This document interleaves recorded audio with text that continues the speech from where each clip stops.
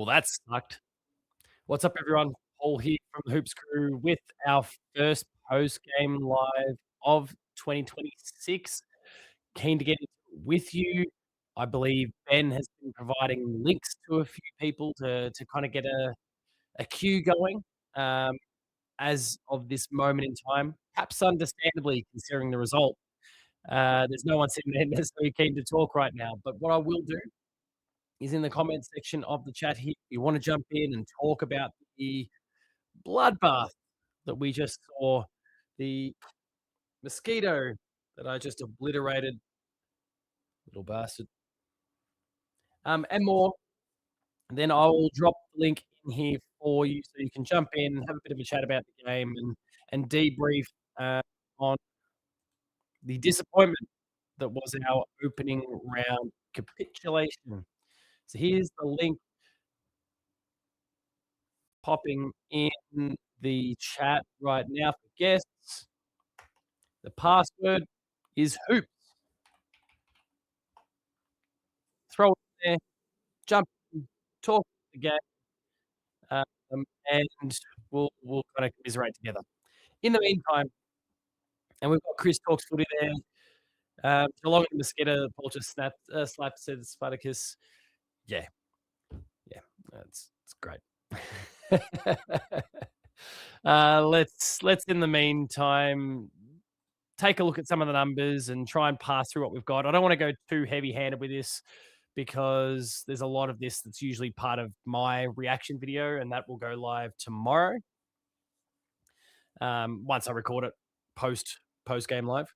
I've been kind of keep doing a bit of a skim and having a bit of a look through it, but we can see the final scores there. Jackie says it's poor little robot-y for others too. It could be down to the way I'm actually speaking because I'm hearing an echo of myself. It's this new platform that we're talking about, this video ninja that we've been using. There's plenty of really cool advantages to it, but it does mean right now we've got to work out how to fix it. But I can hear my own echo, so I'm really relying when we get into it. I'm really relying on all of you to do the heavy load when it comes to talking, so that I don't have to endure hearing myself. It's bad enough that you all have to hear me, let alone me hearing myself as well. So I'll keep. But anyway, yeah, we've got our scores here. Cats went down 56 points, added some respectability late, but the game was well and truly gone. It turns out my ridiculous prediction during the Paul James show last night about the Cats losing by 60 points, pretty close. Whew, not a good start.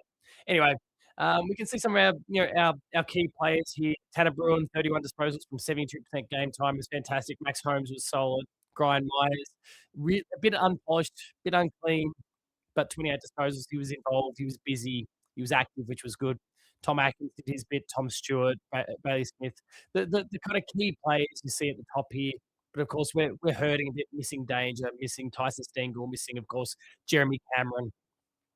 In no way would these three players, if they had been available and were at 100% fit, would have made the difference. We didn't show up. We butchered the ball. There was lots of things that weren't great. Spartacus says, Paul lost his voice saying, not another fucking goal tonight. Yeah. It sucks. But yeah, to the team stats. And again, I'll do a big deep dive. I'll spend a bit more time kind of picking through it, probably thinking a bit on it while you're all talking to me shortly. I can't even see if someone's on the back end at the moment because of my screen sharing going. But we can see numerically speaking, the Cats never often lead the disposals. They're always there or thereabouts, but then they're rarely leading them. But so I'm not overly concerned by the disposals, the kicks, the marks, the handballs. Like that doesn't bother me. Inside 50s, poor. Disposal efficiency, needing a reset apparently. Down compared to the Suns. We got smoked in the hitouts, but we dominated the clearance game. Like, there were lots of things here that, statistically speaking, are pretty good. What went wrong is that we butchered the ball. And we let the Suns waltz through going the opposite direction. And this day and age, the game is it's a turnover game. And when you hack the ball yourself, especially in key positions on the ground, then the rebound when it goes the other way is awful. And Christian Petrarca, Bailey Humphrey in particular, really benefited from that. Ben King got in on the act later on. Like we just really didn't use the ball very well when we did have it, and gave them the opportunities on a silver platter. But we'll talk more about that later. I'm going to go full screen now. I'll bring it all back so I can take a look in the meantime and see if someone is there ready to chat.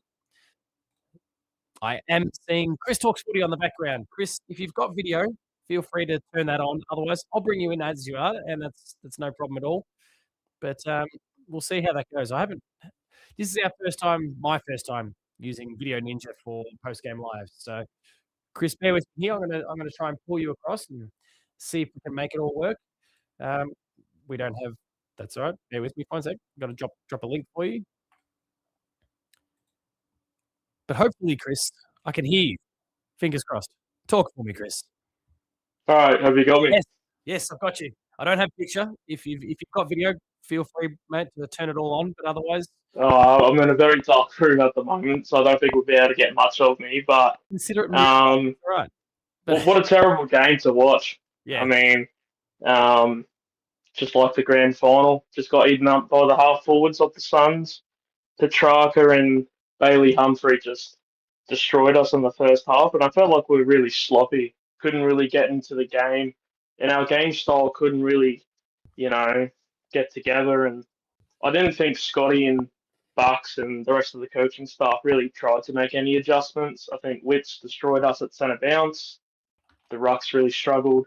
De Koning couldn't really find his feel into the game. Blixarves wasn't really doing much. So overall, we couldn't really get, going until that fourth quarter when the pressure from the Suns dropped off. And, there's not a whole lot to be impressed by. I really like Tanner Bruin's game tonight. I'm sure a lot of people are going to be talking about Tanner Bruin. Yeah, it was a good return to football. I used the wording last week when I said he's playing like a bloke that's missed footy, and I won't go into details about his situation. Yeah. But I think he was phenomenal, and it's a newer role for him too. Playing across kind of like halfback-ish. Yeah, he did blur the lines a little bit. There was a bit of that halfback role. You could see him drifting towards the midfield and wanting to play a bit higher up the ground at points. It was interesting to see how it worked. I'm going to quickly pause for a second. Just to the likes of Ben that are in the chat, Brendan, they're talking about having used the link I'm seeing in the background right now. So obviously, Chris, who I'm chatting to, I can see Ethan, I can see Horatio. I can't see anyone else there. So I posted the link. I'll re-drop it in the comments here, as well as the password hoops. And that should get you in. Ethan, Horatio, if you're there in the background, maybe just a nod to confirm if that's what works for you. Yep. And a dab as well from Ethan. Good. So try that one again.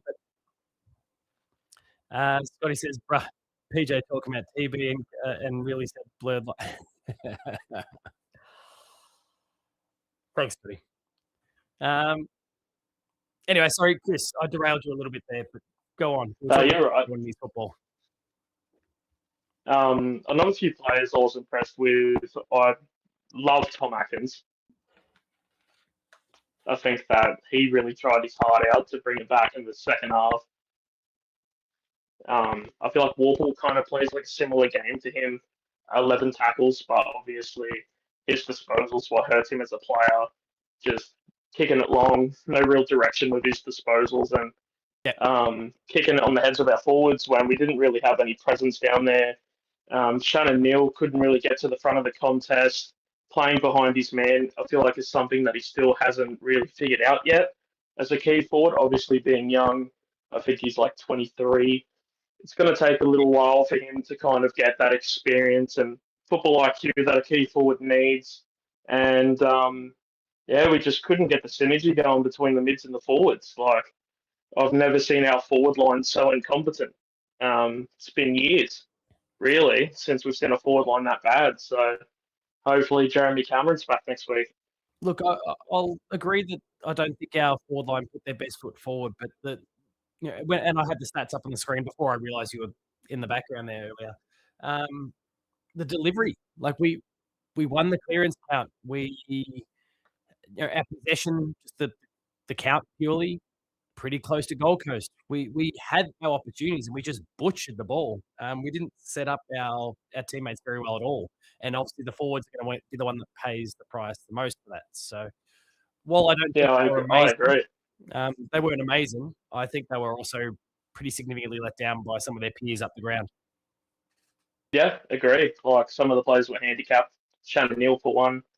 We could see in the fourth quarter when the game kind of eased up a little bit. The ball use got a lot better. Yeah. So obviously, dewy type of weather, the pressure that the Suns brought to the contest, it was just a recipe for disaster. And it's hard to know really whether it's one that you just put in the book and go, on to the next one, or if it's something that we sit on and wonder if it's something that we need to really look at and see, like, is there a deeper issue um, with our game plan, or whether it's just moving the magnets around. Obviously, got a few outs with the captain, and Jeremy Cameron. So Well, is your hopefully a gut better feel that turnout next week. effort was part of it?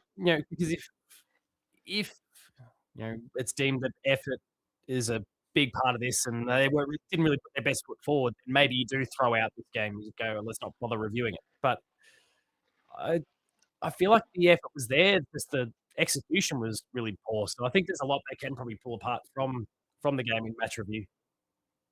Yeah, I mean, simple skill errors, kicking the ball over blokes' heads, missing handballs, not completing tackles, just simple stuff that any standard AFL side does on a game to game basis, and um, I just think we're really sloppy. And it's just one of those games we play like this every year. There's that one game. Typically, it's the St Kilda game at Marvel Stadium.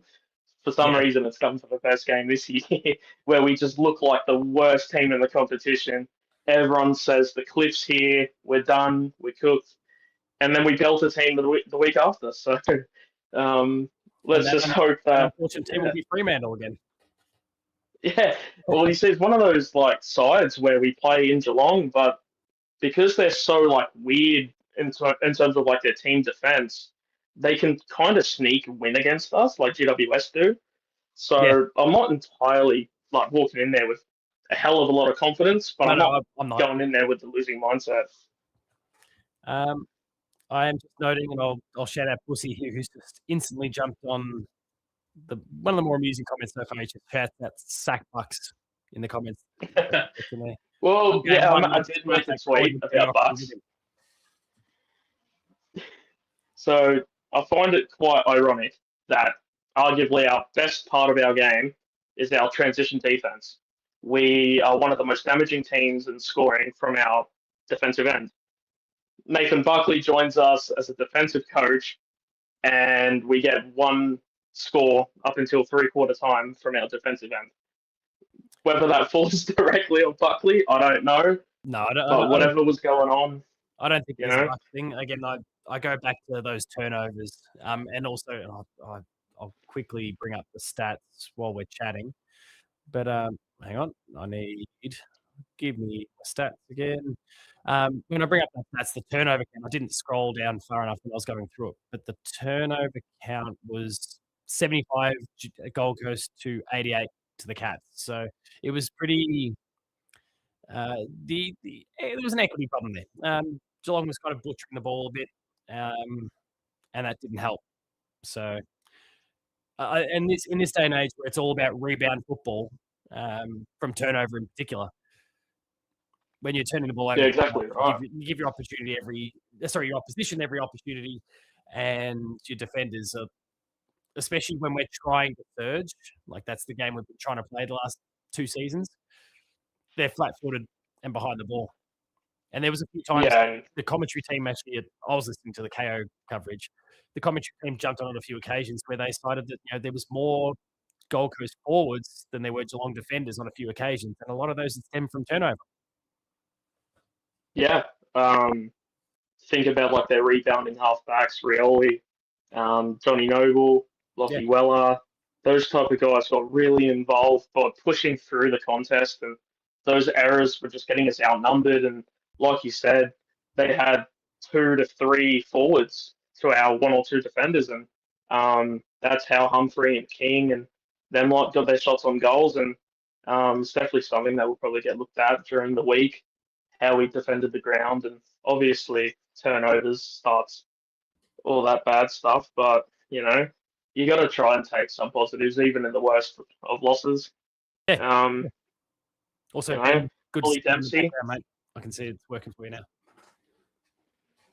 but for example, like Ollie Dempsey, quiet first half, built himself in the second half, really gave us a little bit of a spark. You know, um, there was a few guys that I was really impressed with. I felt like Jai Clark has really worked on himself in the off season. He I looks was pretty much more impressed with Jai's confident. game. Like, it wasn't some blistering performance that's really going to get his name celebrated, but he played, and I checked it with about 5 minutes ago. He played about 50% of game time in the end, which I don't know, probably done dirty a little bit there. But the output for 50% of game time was pretty solid, and I feel like I Yeah, noticed him having an impact on the play, whether it was with ball in hand or just being a physical presence, much more than what the statistics would represent. Yeah, in fact, just he had a moment 50% on the dot. late in the fourth quarter where he started the possession up forward and ball got cleared out and almost took a really nice mark from the possession well. And unfortunately, he kicked it out in the full, but you just see him in positions that we didn't see him in years prior. And I think that's just because he's getting more continuity with his body Yeah. and he's getting stronger. Yeah, he So did we're look seeing a much bigger. more confident John Clark. Yeah, no, I'd agree. I think there was some really positive steps for him. What about, I guess, another one who's been on this fringe, in this fringe spot for a while now, Mitch Nevitt. What'd you make of his game? 1 goal, one. Wasn't necessarily playing a role that I think is designed for him. He was really trying to have to Yeah, hold down and I keep really more do goals. like him as a footballer. I just think that he's being really misused by the coaching staff. I think his height, as much as it's good for his ability, the coaches kind of see him as like a floating half forward, whereas he's in the VFL, he plays as an inside mid. Like he's really good as an inside mid. So for him to kind of play up forward when we needed a bit of height, I felt like it was a bit of a disservice to him because when you play as an inside mid, you don't really have forward craft or really like a set shot routine. So when he did find himself in opportunities to score, like he had a snap and a set shot early and he didn't convert, but I felt like he tried really hard with what he had. And I think that eventually he'll get his opportunity. It's just that it's unlucky for him that the position he wants to play is just so stacked at the moment. Yeah. Let's talk about some of those other fringe players while we've got the opportunity. So let's talk the likes of Ollie Henry. Obviously, Warple is a newcomer. I don't know if he's necessarily a fringe player, but a new face as well. What do you make of some of their games? Well, with Ollie Henry, I feel like a lot of people's opinion is quite negative. And I can see a I few of those in the try chat. No offense to any of those people. I try to look at it from a talent point of view and a situation point of view. I think his talent is off the charts. Yeah. At 23 years old, the things that he can do is freakish. I just don't think that he has the consistency and the confidence to put it all together right now.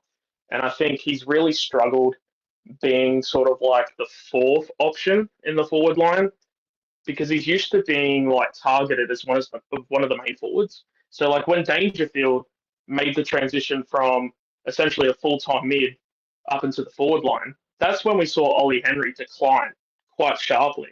Yeah, I think And I think he's saying that he's last week. confused. Sorry, mate. Sorry. Interrupted that. No, it's just like when you've got a lot of guys taking your airspace and your best ability is marking the footy, you kind of get worried about getting in the way of some of your teammates. And I think he's just trying to find his footing where he belongs in the forward line. And our forward line has been really strong the past couple of years. So for him to really make the team, he has to be on his best game pretty much every week. So you're getting a guy that doesn't play every week, and then he might get 1 or 2 games here, and he has to kick 3 to 4 goals to keep his name up for selection. And it's just kind of like, what can he really do? You need to kind of simplify his role for him so that we know, like, okay, we're not basing Ollie Henry off of goals and behinds. It needs to be contest and effort Yeah. or tackles and pressure. But we don't really kind of see the coaches talk about him.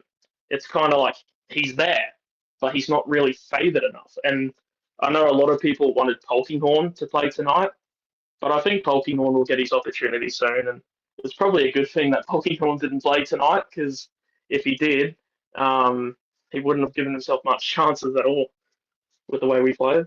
Yeah. Look, we didn't serve our forwards very well at all. I don't mind Ollie Henry's output tonight, given what he had to work with. He kicked 2 goals. He got his hand on a few times. There's probably a few opportunities that went begging. I think the main thing for me when it comes to Ollie Henry at the moment is that defensive pressure, that willingness to run, chase, put the pressure on. And I saw, especially in the first half, I saw moments where, okay, like that's the progression in his game I want to see. And then in the third, when the Gold Coast Suns put their foot down, he wasn't the only one, but the intensity just seemed to disappear, and that wasn't Yeah, that wasn't great. yeah, and unfortunately, he's probably going to be the domino that falls when Jeremy Cameron comes into the side. I just hope for his sake that he goes back to the VFL with his head held high and tries to just make some positive impacts with his game. And I'm sure he'll be back in the team in no time. And he's a player that I really do like. And at 23 years of age, you don't give up on a player like Ollie Henry. You know, he's kicked 100 odd goals in probably like 70 or 80 games. And we've seen in the prelim final a couple of years back, he can play like really good footy. So similar situation as like Zach Guthrie a couple of years ago, Brian Myers. They find a kind of like rough patch, and everyone says, you know, they're no good. You know, get off the list, trade him, whatever. But you back him in, and eventually he'll come good. So We can, yeah, as Cats not fans, too much negatives. be one to jump on a player and write him off maybe a bit earlier than we should. Whether Ollie ends up being that person remains to be seen. But like Zach Guthrie, Brian Myers, they're good examples you brought up there of players who worked out pretty well. Yeah. I'll give him time.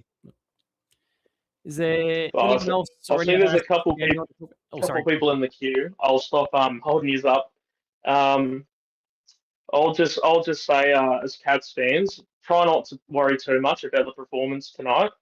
We'll come good. We've got a few players to come into the side and a few that haven't played yet.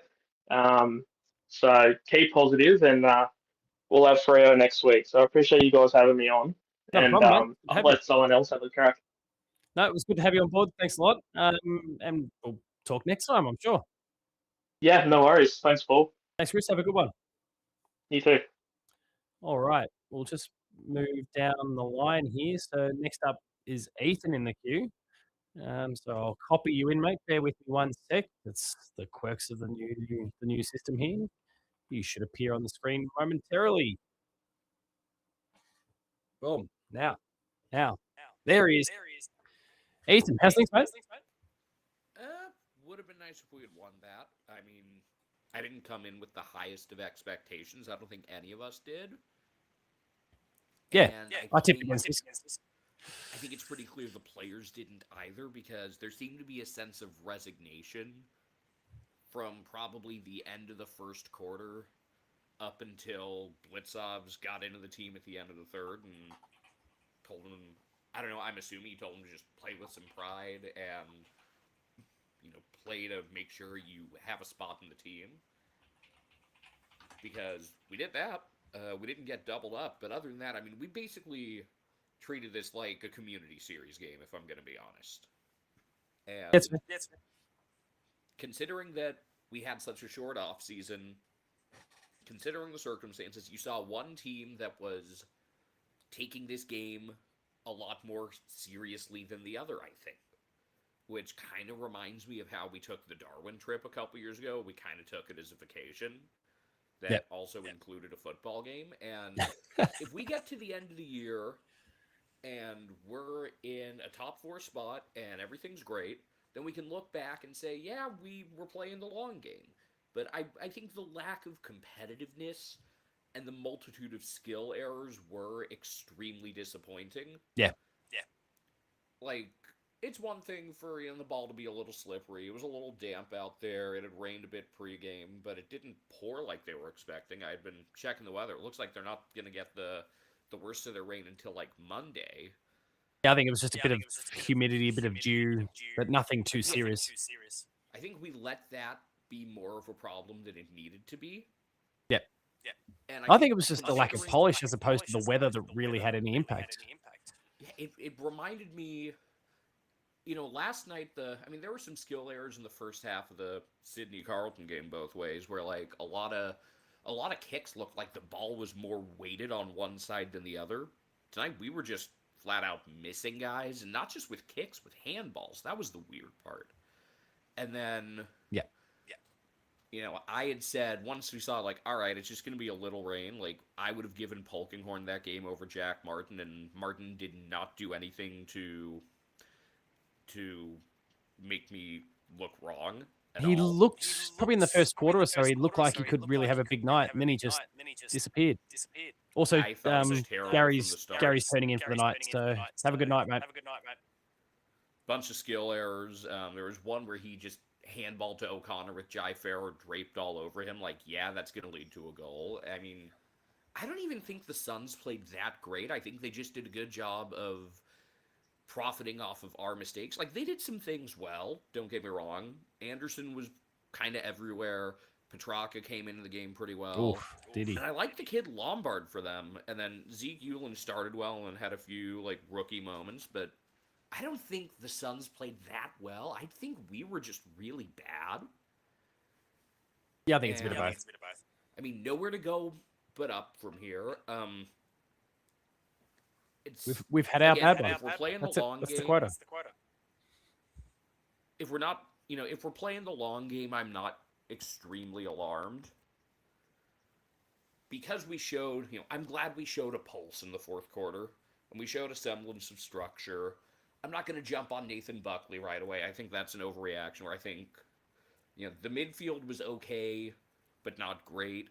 The defense was poor. The forwards were poor. That was just, outside of Tanner Bruin and some late stuff from Ollie Dempsey, a pretty crap game all around.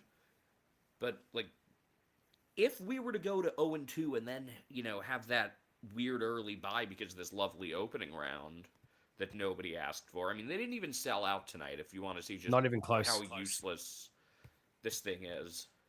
And I think it's a week earlier than last year, too. Just the whole thing, I'm not a fan. Even if Richmond and Carlton are bad, I'd rather start the year with those two playing. Yeah, I'm happy to go back to what was working pretty well before. I did hear Eddie Maguire put up some idea in the last day or so that kind of involved some of the interstate teams playing against each other and then basically a great Victorian playoff.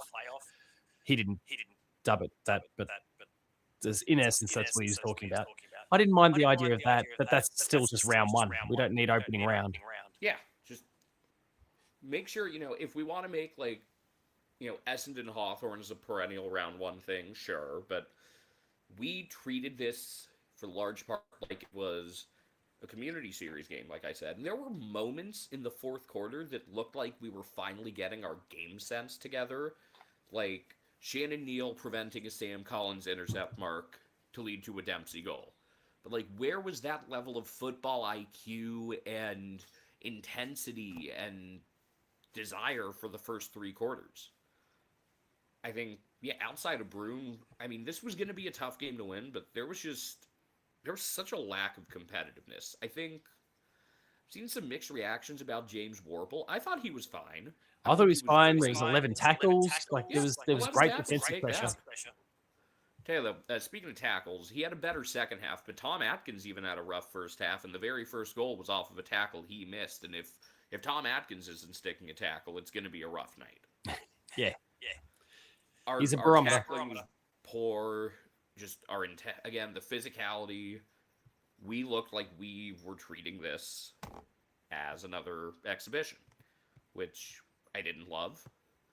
If we beat these guys at home and the whiteout doesn't end up cursed, all is forgiven. This is a hard place to play because of the conditions and the fact that they are a talented team. Yeah, you could make an argument that they are the most talented team on the comp. Oh, there's definitely a case to be made for that. They're good. They're just objectively good, and we'll see if they can take that next step this year and beat good teams on the road. Because last year, they beat everyone at home, basically, and they beat bad teams on the road, but they couldn't beat good teams on the road. Yeah. But they'll make, there's very natural improvement that's going to come their way. Obviously, they've added some pretty important players in the form of Christian Petrarca. They did what they did tonight without a Brownlow medalist. They did it without Jamari Ugle-Hagan, who they've added. They've got, what's his name? One of their key forwards was out as well. Walter, the free kick. Jed Walter. Like, the depth is there in some of the most important parts of the ground. So they're going to be an incredibly dangerous team. Yeah.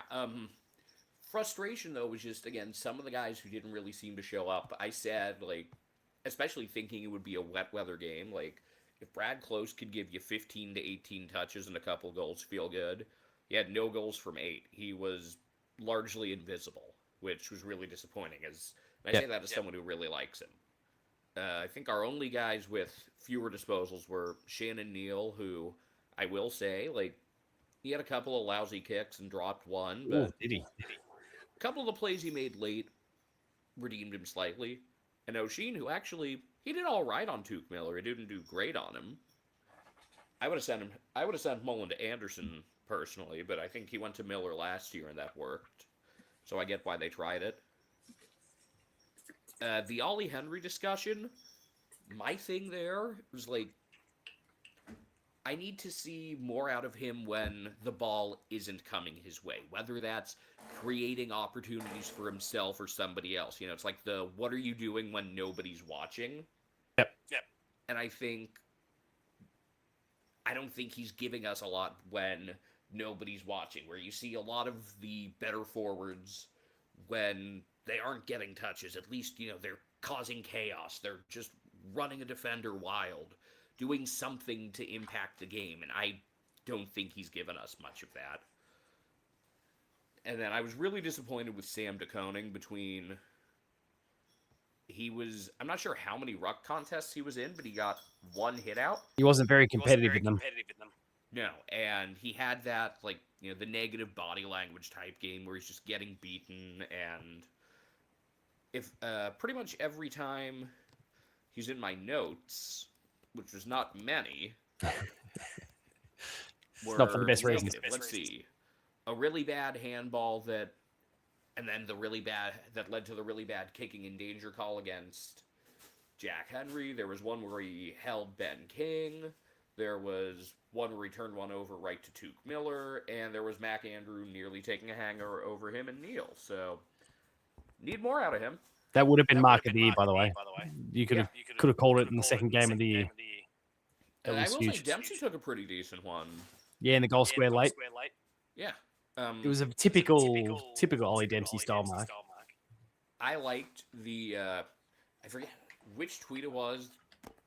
Not sure who would put it onto my timeline. I'm going to try to find it, but just talking about, you know, like, let's not get cute. Put Dempsey on the outside where he's good. Yeah. Because he does have the defensive edge as well. Like, he's willing to run both ends. We, of course, focus so heavily on his offensive output, but he's got the wheels. He's accountable. The other thing with putting Dempsey on the outside is, like, he's able to really punish, like, inferior players and have that one-on-one matchup. Yep.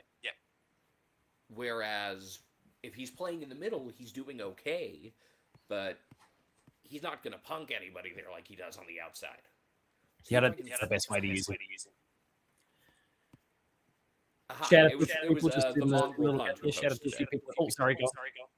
It was the mongrel punt who posted it. You know, on the wing, he exploits poor defenders. Yeah. Yeah. I don't know if any outside defender that's keeping up with what he can do.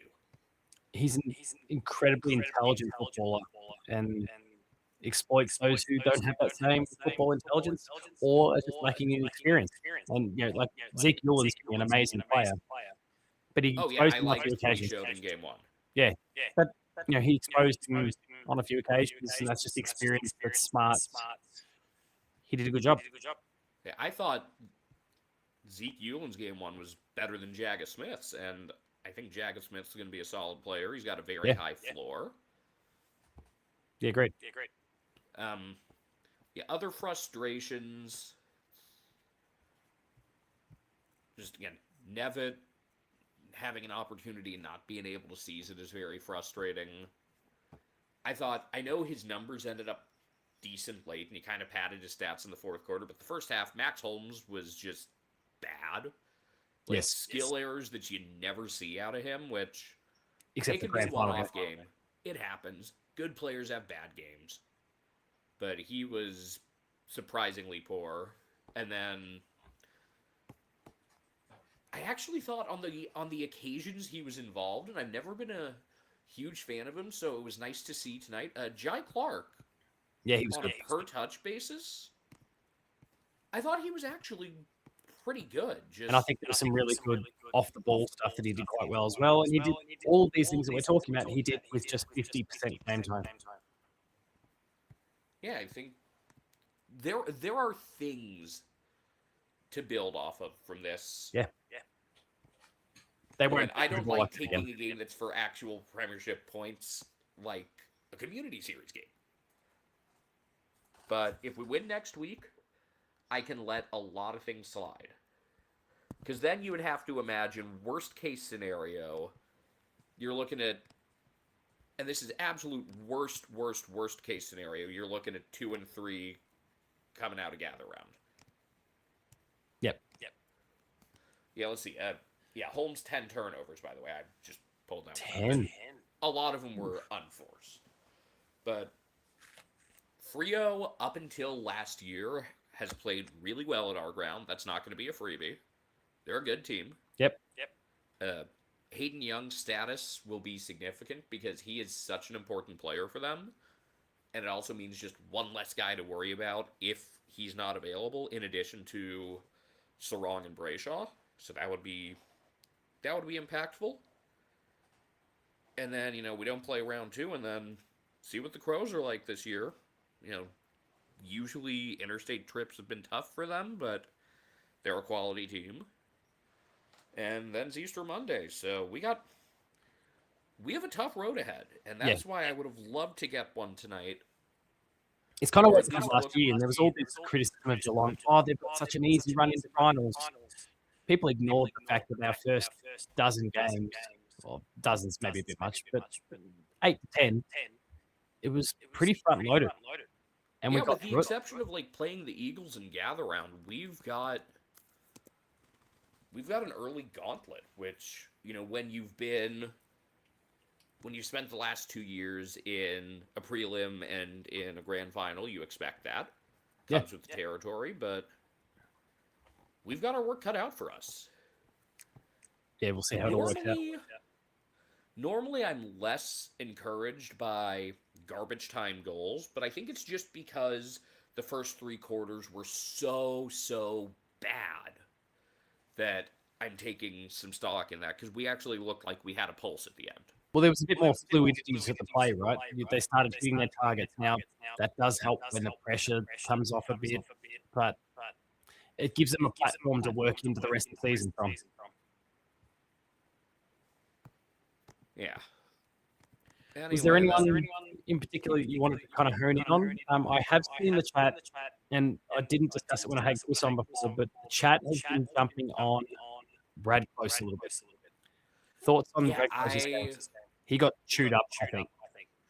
Yeah, I thought, he had a couple early touches and one nice centering ball, and then only 8 disposals for him, and between more of a ground level game because of the humidity, even if it didn't rain as much as expected, and no Jezza and no Tyson Stengel, we need more out of Brad. Yeah. And he's someone that I believe in. I think on a per touch basis is consistently one of our best. He was not there tonight, and he's going to need to be better next week. Like, I don't ask for, 30 disposals or 5 goals or something out of him, but if he gives you 2-1 or 2-2 from 15 to 18, we're pretty hard to beat. And I said that was what we needed tonight, was 15 to 18 touches and a couple goals from him. And yeah, he was, the most visible he was when he got smothered. He kicked the ball straight into, I don't remember who it was. Maybe it was Collins, maybe it was Anderson, I don't know. But well, I didn't know. Chat here saying, did he play? I thought he was playing golf in the second half, nailing his golf swing. Like, he went missing.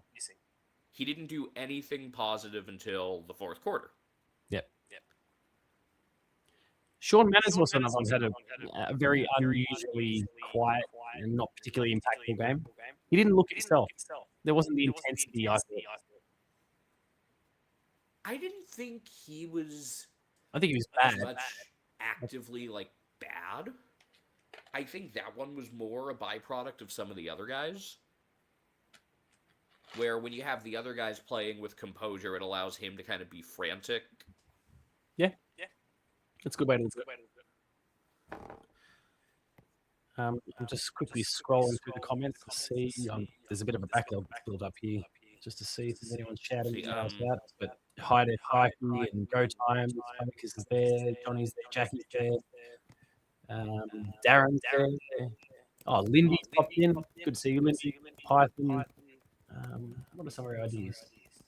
C2K4. What do we got? Go Time said on the Brett Close thing, he says he needs to wear his long sleeves no matter the condition. It looked horrendous. Yeah, I'm gonna joke anytime we're bad with having this giant red ad on the back of the jumper is a problem, but between that and Brad's sleeves, just the vibes were off. Like if that logo for Simmons, Simmons, if that's in blue instead, I'm sure they have their style guide and their rules, but it would look significantly better. Having that giant red rectangle on there is pretty ugly. Yeah, I don't know. I get it. Brad Close was a disappointment. You know who? I thought Connor O'Sullivan was good, aside from the awful moments to end the first half. Yes, there was a brief time, wasn't there? But he was really solid, especially when they were under siege. Yeah. And for context, Atkins, like I said, second half was better. So he faced a lot. Yeah, Lawson Humphrey's bit of a mixed bag. He was part of the group that was just missing on kicks early on. Yep. But he was far from alone in that. Just trying to look through some of the stats now to see if I can find turnovers or something like that. My stats. But yeah, back to what you were saying about both Mana and Close. Like, if Tyson Stengel's not going to be in the equation, you're going to need production out of at least one of those two, if not both. And tonight we really had it from neither of them. Yeah. Some of our turnover figures here. So 10 to Max Holmes, as we started before, 8 to James Warfel, 7 Bailey Smith, a few sixes, but there's a few obvious front runners. I thought Smith was okay. He had a couple times where he kind of got up and just turned on the afterburners. That was nice, but other than that, I didn't think he was anything transformative. Like, looking through our disposal efficiency numbers, he had so few touches, but Mana at 80% is a pleasant surprise. And then Dempsey. I think polished turd for this game is going to have to be Bruin, even with Dempsey's late goals. Because Bruin gave you 4 quarters, whereas Dempsey came alive at the end. Yeah, I'd agree with that. And I guess if we're doing 3-2-1, I should have a good one. 3 Petrarca, 2 Anderson, 1 I don't know. One, you could go maybe even Bradley Lombard. Humphries. Maybe Humphrey, maybe Lombard. Powell was good. We could not tackle Will Powell all night. No. Maybe Noble gets the one. Noble was very good. Yeah, he played a great running halfback. Yeah, if we're not sticking tackles, that's a team that is going to make you really pay for it. Yeah, it was a disappointing effort, man. But hopefully we can rebound next week against Freo. Yeah, who again, they are good. Yeah, I think there's going into this. I mean, I put my predictions out and I had them playing in the grand final this year. I think they're said it was kind going to of. be against the Cats, so I'm wobbling a bit about the Cats part of it now. But I don't know. I think they're just perennially going to be in that 5th to 10th range. But they feel too they're good. They play well on a narrow ground. Before we gave them a bath in round 1 last year, they had played us very well. Oh, sorry. On the Freo part, I missed that. I was looking at that. I think I've gone on long enough and been redundant enough. Also, Tom Stewart was fine. Just he and Jack Henry were okay, not great. Hard to ask a ton out of them when we're just serving up so many easy goals off bad turnovers. Yeah. Well, thank you, Ethan. As always, it's good to catch you. It's been a long time. Looking forward to doing it all again nice and soon. Let's do this next week on happier terms, hopefully. Fingers crossed. All right, see ya. Thanks a lot, mate. Talk soon. All right. I'll take a moment really quickly before I bring Horatio in to address comments from a few in the chat about the echo. If for the likes of Horatio, for Ben, for anyone else who jumps on, if you're using your phone, if you by chance have earbuds, AirPods, whatever it happens to be, I'm pretty sure what we're getting from Ethan was an echo of myself coming out of his speaker that was then being picked up by his microphone. So that then made me sound on it. And I can already hear it for myself when I'm talking on my own, but I believe it becomes worse again. So if you've got headphones of any sort, that will make a huge difference and be really appreciated. So hopefully, as I can see Horatio slapping someone on his head right now, hopefully to the point that Shadoo's raised, hopefully we don't have that issue coming up now. So let's bring Horatio in. I'll just copy the link and I'll add you in. Hopefully. Boom. Boom. There he is. How's things, Matt? Am I there? Good. You are. I can see you. Hear you. Can you hear me all right? Because Ben couldn't, when I was on the preview show earlier, there was too much feedback and he couldn't hear me and had to give me the flick. I can definitely hear you now. No major issues. If the chat flags, if anything, maybe the chat might flag that you're quiet. But if that's the case, I'll turn you up on my end. Yeah, no, I think we're all right. I think we're good. I was getting a bit of feedback there earlier, but I think we're... Okay, so yeah, Jackie's saying you're coming through really quiet, but that's all right. I'll see if I can turn your volume up on my end. Well, I'm probably a bit far back from my phone, so... Chat, keep me posted. I've just taken him from 100% to 255%, so he might blow you away now. But Testing. No echo, but I can barely hear him. I've just turned him up, so... Horatio was as quiet as Geelong's forward line tonight, says Spartacus. But we'll see. I don't know if they would have heard the update to the audio levels yet, so we'll check that in a moment. Someone in the chat, let me know how Horatio is stacking up now. Slightly better, they're saying. I'll go further. We'll go full Dragon Ball, go over 9,000. All right. Anyway, while we're sorting that out, and again, chat, keep us updated with the volume. What'd you make of that effort tonight? Shit. Yeah. Probably not the best leading question, right? Like, yeah, pretty. Yeah, I don't think there's a whole lot you can. Yeah, I don't think there's a whole lot to be taken from that this evening. It was pretty bloody dismal. Probably apart from TB and a few, maybe two or three other fellas. Everybody else was pretty bloody ordinary. Yeah, I can't think of So many positives from the entire game. You can see moments. We can obviously talk about the last quarter in a bit more detail about some of the positive signs we can see there. But in terms of players that played a 3 or 4 quarter game, there's probably 2 to 3. Tanner Bruin, I think, is the most obvious one, I would say.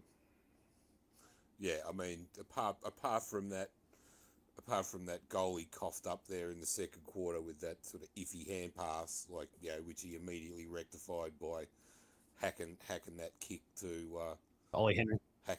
Ollie. Yeah, I mean, he had a crack. He had a crack all night, and he was one of the few guys that actually used the pill with some degree of effectiveness this evening. There was a lot of poise in the way he played. I loved the way he ran. I loved the way he backed himself in and fought through a contest. He was really clean. He was really impressive. I liked what he delivered, and he did all that he did. So he's 31 disposals. He did that with 73% game time. So there's a lot there to build upon.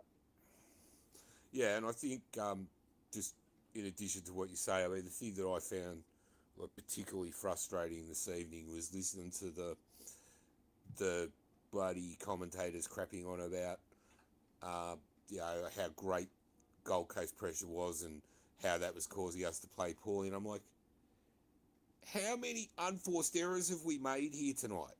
I'm not saying the pressure wasn't good, but I'm saying that's not even implied pressure. Like, you're 20 metres in the clear, you got to hit.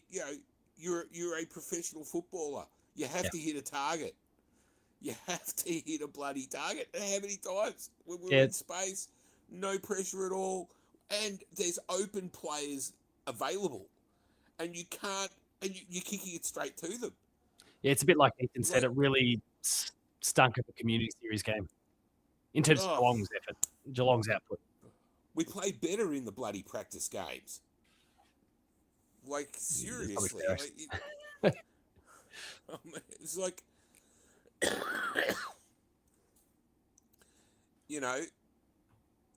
I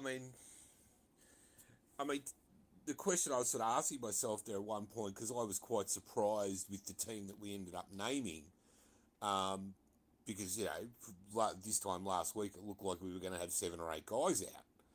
And then all of a sudden, it's like, this guy's right and that guy's right. And all it's like, I don't know. Like, are these guys right?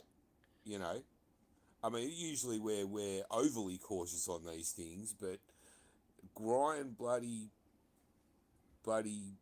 fluffing that handball and then just squibbing it, I'm like, he's not 100%. He's not right.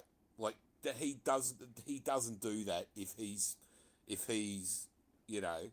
right. Now, he sort of came into it a little more as the game went on. Yeah, for sure. But up to when we had any chance at all, it's like he looked well short of a gallop. And and I mean, most of our blokes tonight, to be fair, did, because I actually asked the question in Discord there. It's like, do they have buses up there on the Gold Coast? Because, mate, we've got some passengers that need picking up here at this ground tonight. Yeah, I wasn't able to keep up with the Discord tonight. Was trying to get all this set up. Ben and I have been talking about some of these things coming together very last minute this season. I was setting up everything I needed to get post-game live working up until about 20 minutes before we got started. So left it in the last minute. Yeah. And there's growing pains, and it's probably reflective of Geelong's performance tonight. So. Yeah, I mean, I think, I suppose the thing is, I can't probably say, I probably can't say too much more that's got, I think Ethan pretty much covered, we all saw what happened out there, and it was bloody awful. He's too bloody comprehensive, Ethan. we couldn't hit we couldn't hit a target under no pressure at all. Yeah. You know, our like, and that's the thing. The thing, like, if you're not you're not giving your forwards a chance, and the ball's coming straight out. If you're turning it over, coming out of the back line, you're going to get caught out of position because it's coming straight back over your head every single time. You know, and that just kept happening.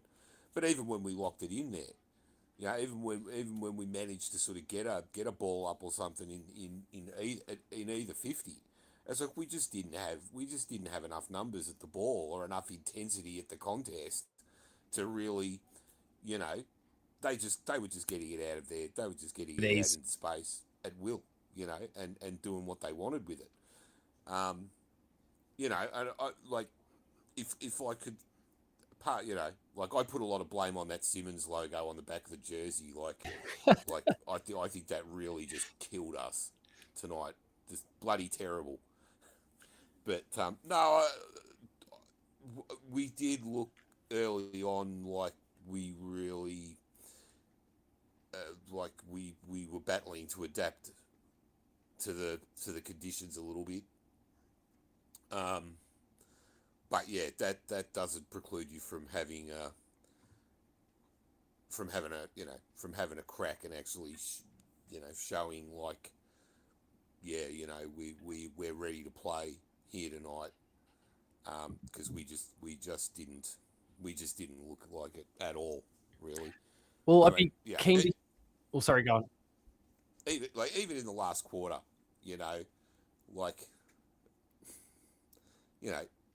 they put the cue. Let's be honest, they put the cue back in the rack to a large degree, and so of course we've got to put a bit of respectability on the scoreboard, but tonight kind of reminded me. Yeah, it was a bit like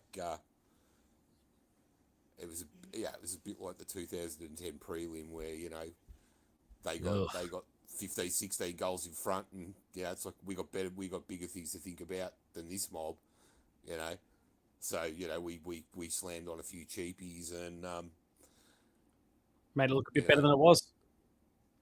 Yeah, so I mean, we probably deserved to get thumped by 20 goals tonight, but fortunately for us, we didn't, and that's probably the only positive that you can get out of the game. So apart from Tanner's performance, like that was a lot of us were probably thinking, is he how he's probably going to take a few weeks to have to play a bit of VFL and take a while to get back into it.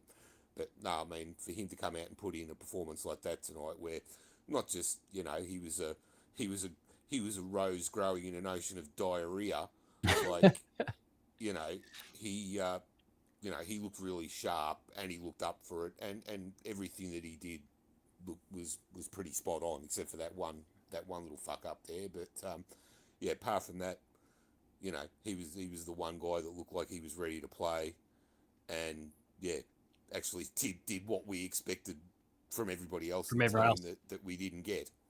You could see the fire in the belly. It's been a long time without football and getting back into it, so it was good to see. Keen to get your thoughts on this one, because I think we know, especially next week's performances, win, lose or draw, still a bit rough around the edges. The media are inevitably at some point going to start talking about and there's a bit of correlation to it, the teams that get smacked in grand finals and then they drop off the next year. Did you see any signs of a psychological thing here, or you just really think it was a bad game? Because that's kind of where I'm at. I didn't see any signs of people shrinking it outside of maybe the grind thing, because as you said, it didn't look like he was 100% ready.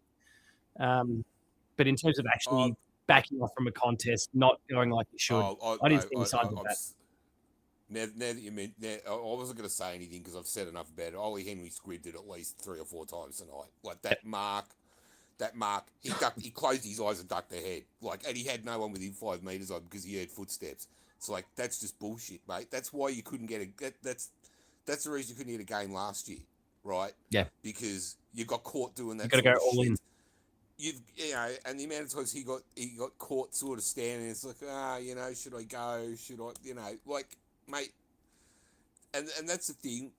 it sticks out like dog's balls where the blokes that would normally carry you aren't playing well either.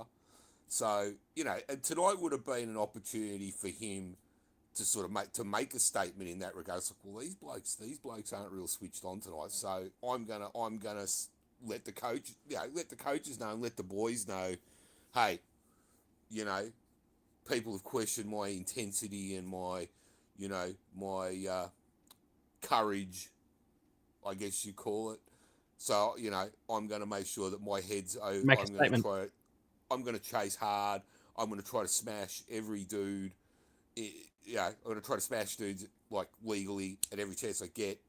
I'm going to go up for every mark like I'm bloody John Coleman, whatever, like, and look, he got a couple of goals, but this is.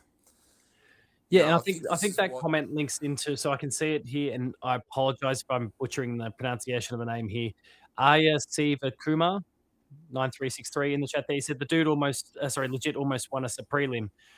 And that's true, but it's still like the way he nearly won us the game still fits in line with what you're describing today. He doesn't want to be the one that's at the coalface. He wants to be the receiver on the outside, and he's got great skills. He's usually pretty lethal in front of the sticks, but when he has to suddenly put his body on the line, that's where you start to see some of the things that you were describing tonight. Or if he needs to commit to chase. Historically speaking, he's not done that. The thing is, when we got him, we had him in 2023, we didn't have a great year. It's like, there's just he's obviously a talented player, right? No question about that. And I just remember thinking, there's just something missing there. And I was quite surprised when I looked. And he was like, shit, he's kicked like 40-odd goals. Like, that's a bloody good year. Yeah, the output's good. In anyone's book, but it's like I feel like what else left on the table? There was more. I felt like there was more to offer there. He's got a lot he can do to round out his game, and he's just not exploring those aspects of it properly yet. And then he did the same thing in 2024 and capped it off with, and this is the thing, is that, that last quarter there, like he actually really stood up and showed nearly won us grand final. What he's capable of. But I don't think he's performed at that level. I think that was sort of like the only real glimpse for an extended period in a big game where we're like, this is what I could do. And I don't think we've seen close to that at any other time, So it's a bit of a tease, but like the thing is, it's not like the coaches wouldn't have told him, look, mate, this is why you're not out there. We love you. We think you got a lot of talent, and we would like, you give us what we need, and you're going to be in the side. So. And I distinctly remember watching some of his VFL output late in the season when I was doing the player previews leading into this year. I saw his VFL numbers as well. I'm like, tackle counters up, some of those key defensive pressure act related things, the things that will round out the game and what he brings to the table, they were up. And then first chance he gets back at the absolute top end senior level, and he was lacking in that area again. And you're right, what you said before, like he had the opportunity to make a statement and go, look, we're all down. Maybe we get smacked tonight, but I'm going to hold up my end of the bargain. I'm committed to the things that the coaches have asked me to do. And he didn't quite nail it. And I think the thing with him that this is what because here's the honest thing, despite the fact that I've pretty much bagged the crap out of him all night. Oh, he's brilliant still. I'd still play him next week. Because, look, the guy, the thing I like about him is that, if he has the ability to play tall, and he has the ability to play small. He could do it in the air and on the deck. And it's hard to find guys that are genuinely good at both things. So,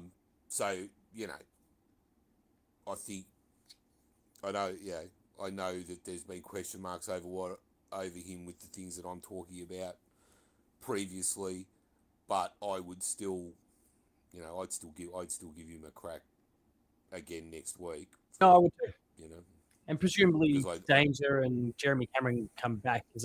That's already some of the talk coming out of the club that they just needed that extra 6 or 7 days. Oh, I work with teenagers too much. But yeah, yeah, I just let that slide, mate. It shits me to tears. I got 2 kids, one of whom is obsessed with that brain rot shit. So I get the. It's just a little bit. I'm not even going to say it. You know what I'm talking about. Seriously. As soon as I hear it, and the maths teacher thing, right? So like those numbers just pop up a bit more regularly than they would for most in their workplace, and you just get a bunch of teenagers looking at you going, as you said, brain rot. It's just but apparently Spartacus has been stirring you up for a little while now. He's been talking about your volume when you're too quiet, now too loud. There was a great comment before. He said Horacio's communication line is as good as our midfield to the forward line. I've heard Mouse's, good one, mate. My Spart louder. He then responded with, where did he go?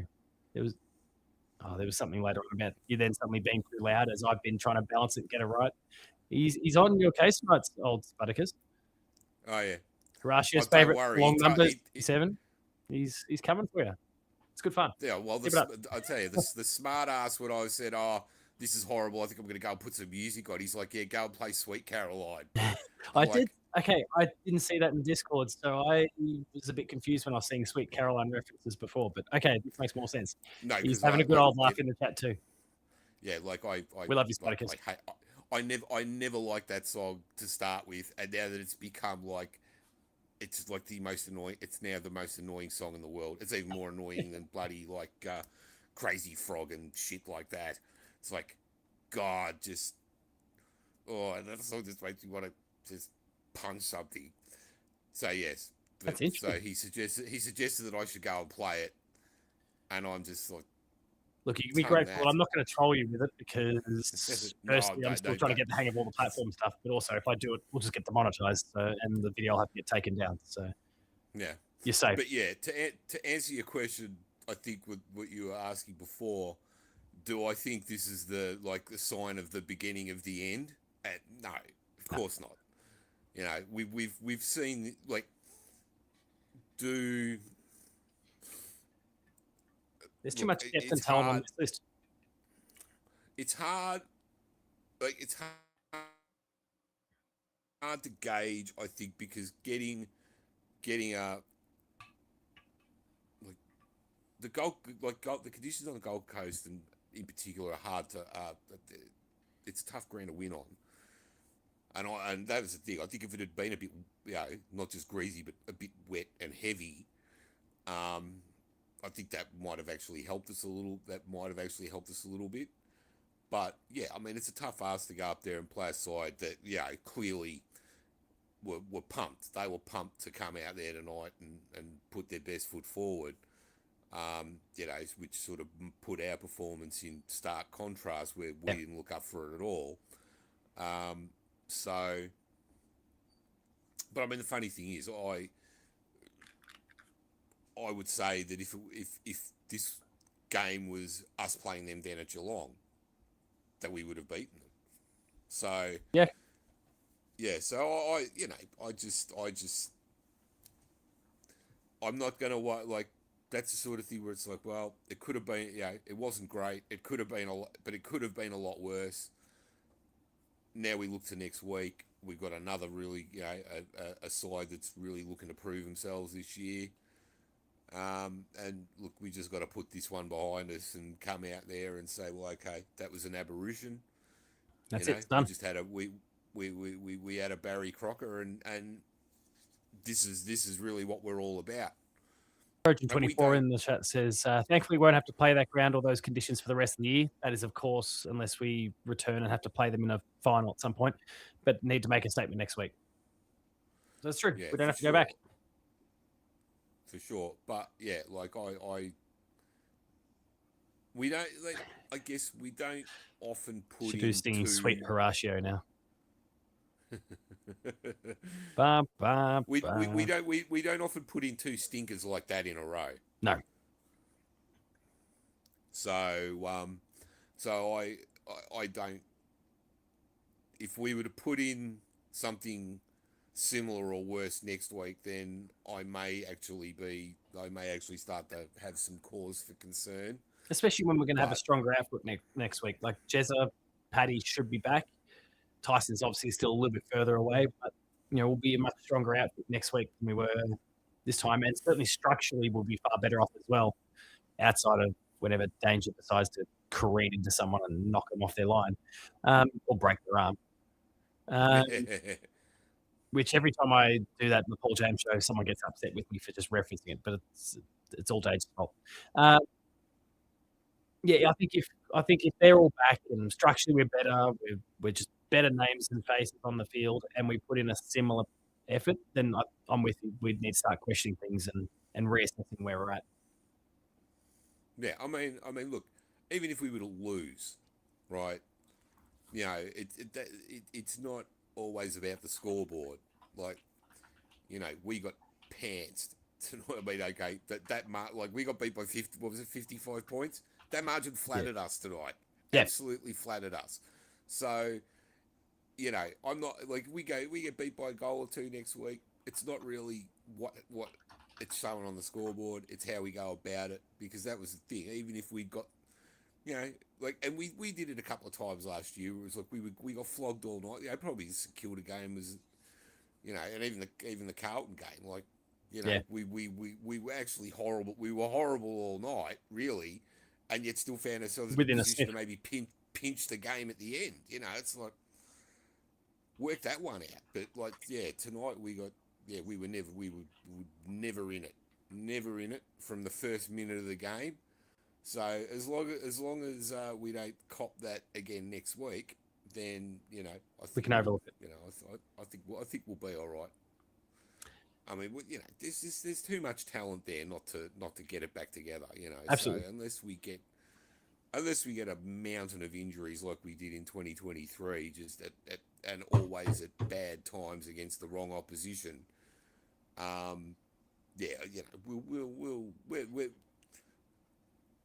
we didn't look like premiership contenders tonight, but we always find a way to be there or thereabouts when the whips are cracking. Agreed. Any other thoughts, mate? No, I'm going to jump off and let someone else have a go. Well, it's been a pleasure to get to chat again. It's been a long time since we did it on Grand Final Day, and again we're commiserating. Yeah, well, hopefully next week it'll be happier circumstances. Much better story, hopefully. All right. Well, thanks a lot, mate. Look after yourself. Chat soon. I will. All right. All right. We'll bring in Ben next. Bear with me for a second, mate. I'll just copy the link and drag you in. I'll unmute you in the meantime. You should be appearing on the screen. Come on, I got this timing right now. Got it. All right. Ben, how things, mate? I don't know. What a start to fan cams. This is for you, isn't it? Sorry, go again. What a start to fan cams. This is for you, isn't it? Thank you. I don't want to dive too much into Carlton supporter behaviour and territory. Oh yeah, just what a terrible night. It was basically done from the first clearance where it was I think it was Petrarca which got the first touch straight out to Bailey Humphrey and away kicked a goal. It was pretty much just from the first throw up. It was. That's what we need to call it. Throw up. Oh, it sounds awful. Yeah, well, I threw up watching this performance. Yeah. But no, just our pressure was non-existent. So many turnovers as well. Ollie Henry and Jack Martin just get in each other's way. I noticed that last week in the Carlton game, how many times they both lead at just get in the way of each other. Just so many players had a terrible game. I don't know. Can I just jump off topic for a second? So Thomas is trying to use the link that I posted. I assume it's the one that you ultimately used before and finally worked. Yeah. He's currently saying, sorry, because I don't have the perspective on it because I'm on the host side of it. He says, not sure it's working. I didn't ask for the password and can only hear. Was that your experience at all? Did you have to do anything special to make it work for you in the end? I don't. I just clicked out of it and then clicked the link again and There we go, Thomas. back in. Turn it off and then on again. Exactly.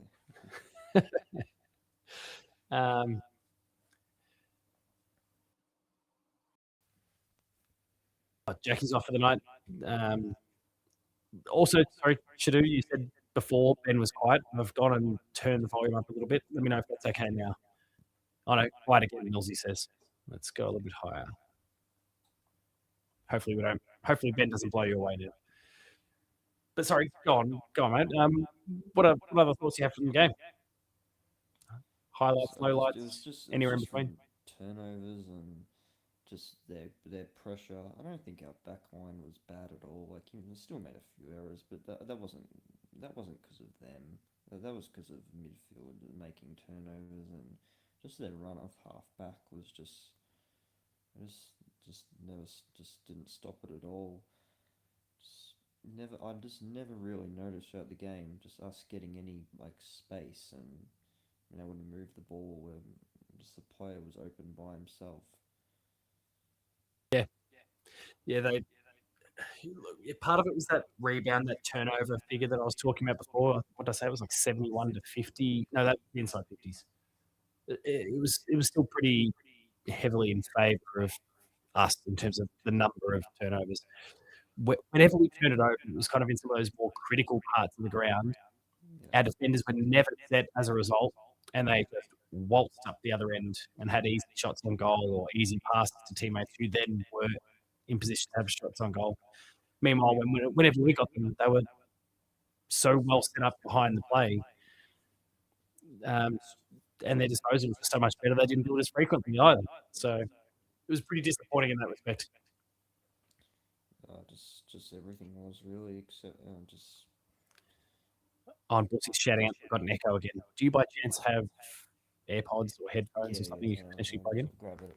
That's right. I'll give you a second. See how this goes. While you're doing that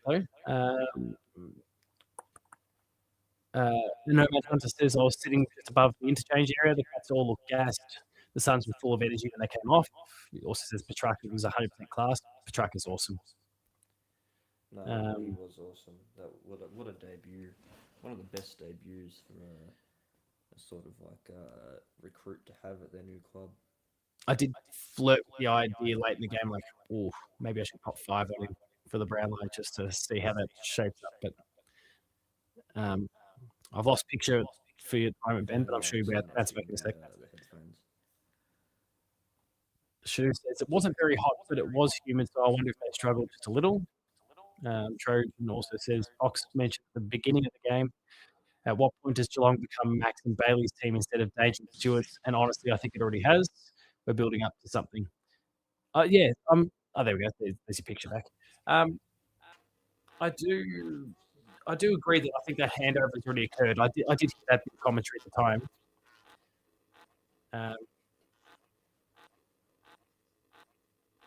Getting a bit of, I don't know if it's electrical interference or something there, but we'll keep working through it.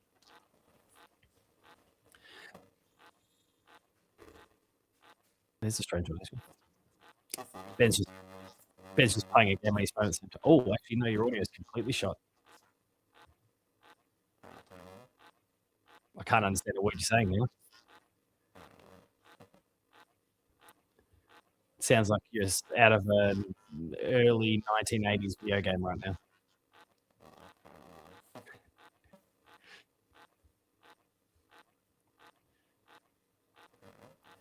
Paul's having a shocker tonight. His job's on the line. Spartacus, jam it.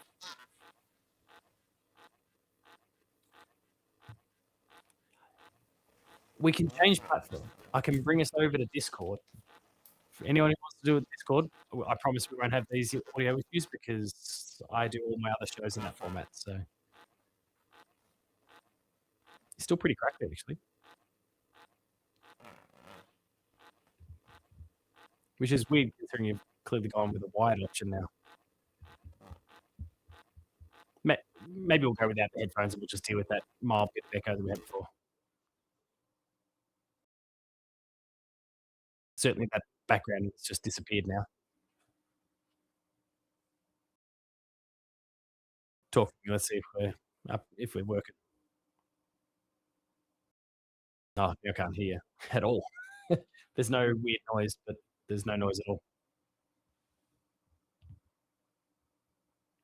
Spartacus says, sounds like a duck is stuck in Paul's computer. It's not me. It's also not really Ben. It's quirks with the platform.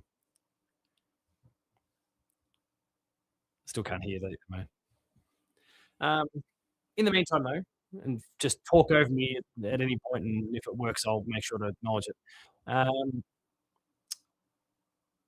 no matter how was talking about Mitch Nevitt before, the forward pocket didn't work. Yeah, I don't think it was a great positional move in the first place. Trojan also talks about Henry is getting flashback. Sorry, getting flack when we had players like Nevitt who did nothing. I just don't think Nevitt was put in a position to succeed in the position on the ground that he was in. Oh, did I hear you? You got me? Yep, I can hear you. We've got my echo back, but that's right. We'll deal with it. Yeah, just Ollie Henry, just that moment in the second quarter really stands out where he was by himself for the mark and he just braced for contact.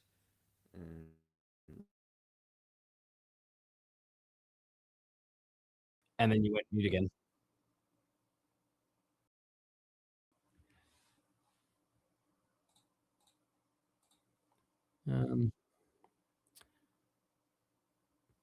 I can bring you straight back in, but maybe it's worth jumping out and jumping back in again. We'll see if that works at all. I'll happily wait. Like if anyone else piles in, I'll bring you in anyway, and I'll talk to myself in the meantime. Spoken this fuck one loss from Gold Coast, and we're falling apart at the seams. Yeah, that includes the screw. It's all just going to shit now. Brad Close had a shocker, couldn't get near the ball. Yeah, I spoke about Brad Close when I did my player previews. I was full screen myself in the meantime. He's absolutely like that fringe player now. And I think as some of these young blokes continue to develop, his position is increasingly at risk. And if he puts in games like he did today, where not only was he not super effective offensively, but he had John Noble and everyone running off him from half back. No one's getting, and Ben Reeve is too busy being a lazy shit. I'll drop the link in there one more time and try Hoops. Ben said before that apparently, like he tried and didn't work, and then he tried again and it did. Ben's really pushing down this video ninja path. I might even potentially get what am I looking for? Get Discord going up in the background because I can make that work for anyone. So I'll start preparing that as a backup because I believe Ben's on Discord. Who else have we got? Spartacus says Thomas can't get Uber. Ask if Geelong has any spots on the bus left. Heard they have plenty of passengers these days. Bussy says it's not working.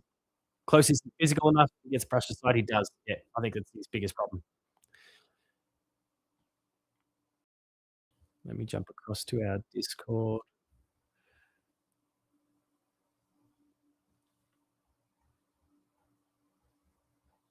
I can, if need be, and I'll set it up here.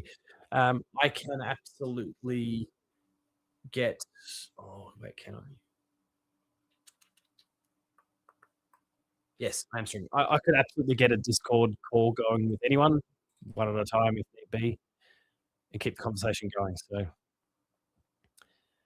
if you are struggling to get in, though, if that link is not working, direct all concerns to Ben Reed. I'll copy this link. I'll drop it in here. I'll give it another crack for people. Where are we? There's the chat. Post game.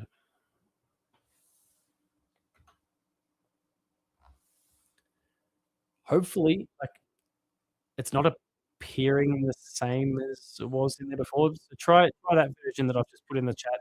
Hopefully that works. Guests can use this link to join the group room, and then I should be able to let people in from there. Hey, there's someone. Who is it? It worked for Kiri. I'll bring you in, mate. Who knows? We might be about to get a massive queue of people now. So give me 1 sec. I'll copy and paste your link, and you'll appear on the screen momentarily. There he is. Talk to me, mate. You were at the game tonight. Disappointing night. What'd you make of it all? Yeah. Look, yeah, I'm quite disappointed, mate. First of all, Gold Coast are a well-oiled side. Their finals run last year was no fluke. I think they are the real deal. But this was just a disappointing output from Geelong. Like the first quarter, I thought, okay, we're down by about 11 points. If we tidy up our defence and all of that, I think we'll be okay. But that second quarter, I thought, nah, we're not in this. And the fact that the margin nearly went out to 100 points, I thought this was absolutely fucking embarrassing. This was very uncharacteristic of Geelong, and a lot of players are simply not up to it. And yeah, is this the grand final hangover that we've been expecting as well? But just yeah, just disappointing. Not good enough from Geelong at all. Yeah. Yeah, it was pretty rough. Was that just setting aside the way the game actually played out? Was that your first time going up to the Gold Coast for a game? Yeah, no, my first time going up at the it's called People First, not Metricon Stadium anymore. But yeah, that's not a good first impression of the ground. The ground was nice, don't get me wrong, but yeah, not how I want to have my first experience there. And obviously the grand final 6 months before that as well. So it hasn't been nice watching Geelong so far live for myself. But look, but gee whiz, I know this has been talked. I'm sure this has been talked about. But I just got back from the hotel. But oh, what was I going to say? Ollie Henry. Go on. I don't think he's AFL standard. Seriously, when you when you're not going for the ball for your opponent, you're just standing there like that. You're not applying for contact. You're just standing like a witch's hat. It's just showing me you're not AFL standard. You wonder why he fell out of favour out of Collingwood before he came to us. And the frustrating thing is he has the tools to be a damaging power forward, but he's fucking lazy. And you know what? He's gonna be back in the side because he's kicked 3 goals. No worries. But we know he's not good enough. We know he hasn't been good enough in this last year and again tonight.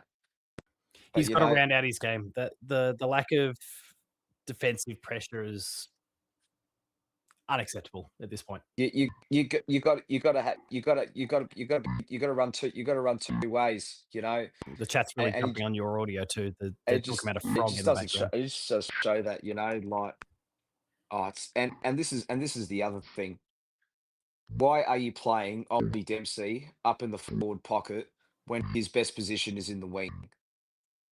And the same with Mitch Nevitt. Why did we not throw him in the midfield when we're getting smashed in the clearances as well? I did not see one centre bounce attendances for either of those two blokes.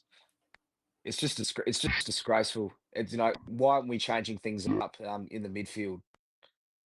why are we letting players like Bailey Humphrey have an absolute legacy game? Christian Petrarca, you know, that's three votes easily for him as well. So many things went wrong, but it all happened. It all happened in the coaches box again, and we lost it at team selection as well. Well, that's You know, I think when we had our issues last year, I felt like a lot of it, like when we had some of those bad losses, I felt like a lot of it began, as you said, with match committee and team selection rather than necessarily what happened on the day. There's probably some choices that could have been reconsidered, some better decisions that could have been made, but a lot of the issues began with who we selected in the first place. it's just like Mark Blitzarves. I thought he was slow as a snail's race in the ruck. Probably, I thought one of his worst games I've seen him play in Geelong colours, and I don't take this lightly. Mark Blitzarves is a He's a legend. fantastic player, tremendous player. Love him, but he was dreadful. Playing against Jared Witts, tall order, no doubt about it. I think he's going to be suited better against Luke Jackson and Mason Cox next week. Yeah. But he was shocking, even around the ground as well. Sam DeConing, I do not want to see him in the ruck at all. You wonder why his form has just been significantly dropped when he keeps being constantly moved around the pitch. Shannon Neal, I want him to be aggressive. He was nowhere in sight at all. Take the lead, show some mongrelness. He was absolutely soft, and this is really concerning when it's in the forward line, when it's all going to be said and done for Jeremy Cameron. Who's going to be that next spearhead to step up? It wasn't Shannon Neal tonight. Yeah, I think developmentally he shouldn't be the final product yet. But at the same time, there was nothing I saw tonight that suggested that he's taken another step forward since last year. Last year, I was happy with where he's at developmentally. He got a bath from the best key defender in the comp in Harris Andrews on a few occasions. Ryan Harris, Yeah, I nearly mixed up there, legendary Test cricketer. But yeah, I didn't see anything tonight against Sam Collins, who's not the top dog in the AFL, but he's in that conversation for sure. Good enough to be in the state of origin. Like he's a top shelf defender, but I didn't see the fight. I didn't see the pressure. I didn't see the willingness nothing. to take the body and get himself to the front of the contest. And I think that's the stuff that, especially when you're down Jeremy Cameron, and you know, you've got to step up to the plate. I didn't see that extra willingness. He was probably going to fail regardless because he was lacking the depth around him. But I didn't see anything that reflected the guy who was trying harder, was throwing himself at it more, that was trying to go above and beyond. Man, there's moss popping up everywhere at the moment. I didn't see someone who was willing to go above and beyond to try and make this work. I saw someone who maybe threw in the towel a bit. Bussy asked, "Where'd the frog go in the audio?" I don't know. We'll see. But yeah, I don't know. I just think if we dish up that same shit against Fremantle next week, then all hell's going to break loose. Yep. We know Fremantle have got an elite midfield in who's it? Caleb Saron, Hayden Young, um, even bloody Murphy Reed, whatever his name is as well. He's been thrown into the midfield in the preseason He'll kick too. like Like 4 goals on us in 5 minutes again. We'll all get traumatized by it. all hell's going to break. If we're 0-2, all hell's going to break loose. And what's going to make me think that we will beat the Crows at Geelong as well? I just hope it's a sort of an off night. It happens in football and all of that, but I'm really concerned. I really am. And the bloody tackling. We could not lay a freaking tackle to save our lives as well. Tom Atkins He missed couldn't even lay a tackle. Like very uncharacteristic of him as well. credit to James Worpel, and I know he's still a divisive figure as a new name, let alone the fact that he's a former Hawthorn player, and spit on him. He led 11. Sorry, so that was a good performance from him. To go with 9 clearances as well. Like he put his best foot forward in his first game for the Cats. He got better as the game went on, but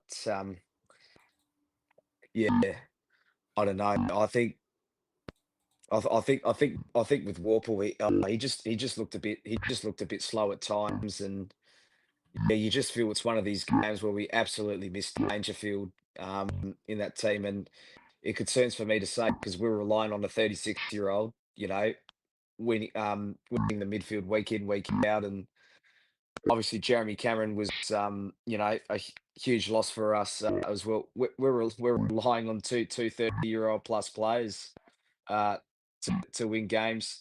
Tom Stewart, obviously, he did play tonight as well. I just thought he was out in all sorts as well. Zach Guthrie, it looked like he was. My mate said this. He looked like he was first year Zach Guthrie with that haircut. Like, Yeah, the haircut. There's some recession going on that hairline, and I don't want to judge anyone who's going down that path. Like I trailed back a little bit in the last couple of years, and I panicked. But like uh, Zach, grow it out again. You look what happened to Cam Guthrie at the end. As soon as he cut his hair, we don't want the same with lost his Zach. powers. Uh, gee whiz. But yeah, I don't know. So, Shadu says the Milky Bar kid is back. yeah, but I'll give you my 3, 2, 1s because I know Thomas wants to have his say and all of that. Three votes. Three votes. I'll give to Tanner Bruin. I thought in his first game back, in AFL football, I thought he was elite. Played off of half back and went to the midfield as well. Yeah, we just missed that grunt from him in the middle. 2 votes. I've been a bit biased here. I like Lawson Humphrey's performance. He tried. He tried. It, he's always he always tries to make something. You know, couple of good moments to prevent the Gold Coast forwards doing something. And 1 vote I'll give. I know it was junk time goals, but I'll give to Ollie Dempsey because when we needed a spark in the forward line, he was He able brought to it. bob up. And Yeah. yeah, there was that one goal. I think it was like sort of like the boundary line. That was nice. I enjoyed that. I got off my seat for that. But yeah, it's but we live another day. We live another day, Paul. It's a marathon. It's not a sprint. No, we've But got 24 plus rounds to go. but geez, we need to make some tough calls. We need to make some tough calls because yeah, the media is going to be saying again like oh yep, the grand final curse is there. We know Geelong too slow and all that sort of stuff. But yeah, we'll see how we go next week, Paul. But I'm not looking confident. But we'll see, mate. Yeah, we'll see how it all shakes up. You're right. There's going to be some conversation, especially if we put up another bad one against Freo next week. Then I think the media talk's really going to fire up. Now, I think that's probably going to aggravate us more than it's going to bother the club. They've always been pretty good at just keeping it all in house and doing their own thing, and it all being water off a duck's back. But at the same time, I think for the sake of setting their season up, and given that it's a pretty front-loaded fixture with a lot of tough opponents, the season could be over, 7 or 8 Mm, weeks in if we're not careful. mhm, mm. Yeah, yeah, it could be. It's just we. I said the first 5 weeks, Paul. We're gonna be 3-2. This was the game to drop, and I said the Easter Monday game potentially would probably drop as well. So, Ah, but I don't know, Paul. I don't know, Paul. But you know, this Hawthorn team scares me as well.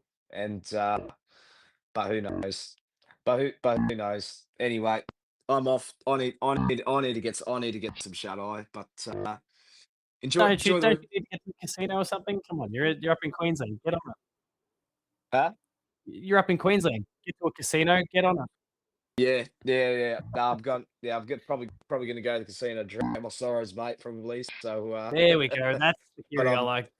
I'm actually going to the Lions game tomorrow night as well against the Western Bulldogs at the Gabba. So I'll be an honorary Bulldog supporter. So we'll Yeah, see how we go from there. can't give the Premiers anything. Oh, they're gonna hoist the flag in front of you. Yeah. They're gonna Ah. hoist the flag. That should have been ours, but oh well. Not that we like Is to encourage unsportsmanlike behaviour, but boo the fuck out of them.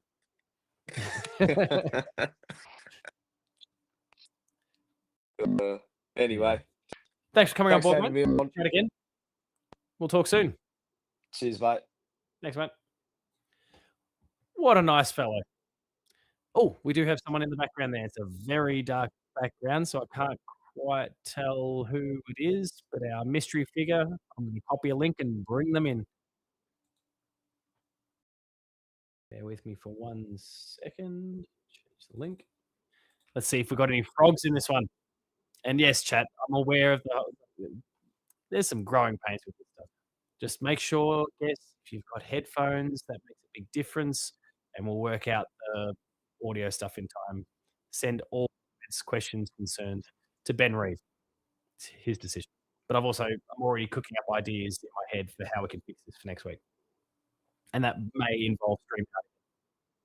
All right. Should have video momentarily with. Let me see. Come on. Now, appear. There we go. We have video. Welcome aboard. I can. How's things, mate? Was this because oh god, that was it's Thomas, by the way, from the chat in the Discord. That's awesome to meet you, mate. So I've had a bit of an adventure tonight. Nice to meet you too, mate. Yeah. It's a bit like the game. It took almost 2.5 hours to get back from the grounds to fucking Surface Paradise. So that was a bit of a chaotic. Yeah, what was that? That was the equivalent to our yearly Marvel drop. Hopefully we don't have the Marvel one in. I don't think we're actually playing at Marvel this year, are we? Oh, there'd have to be something Remembering like the fixture or something like that. I'll take a bit of a look. Yeah, because I from memory, I don't think we actually play there at all this year, which is very weird. It was like one of the weird quirks of this fixturing. Oh, we got a bit of echo for a second there. Oh, you are dropping out quite a lot, by the way. But yeah, no, like it just like everyone said before, like couldn't tackle. Like I've never seen Tom Atkins drop so many tackles. Yeah, it was very unlike him. Yeah, and like one of the things I noted, People's First Stadium was like no one there, so you could actually hear everything the players were saying on the ground, and the players, instead of spent more time yelling at each other, saying, "Oh, what the fuck are you doing there, bro?" or whatever stuff like that, right? Then actually, what are we going to do? How are we going to fix this up? For example, right? It just seems like the entire night tonight they were off. They just weren't communicating. They were just being very Carlton-like. They were just bomb kicking it. They weren't trying to try and do some overlap run. Every time they tried, obviously they were dropping the handballs like no tomorrow.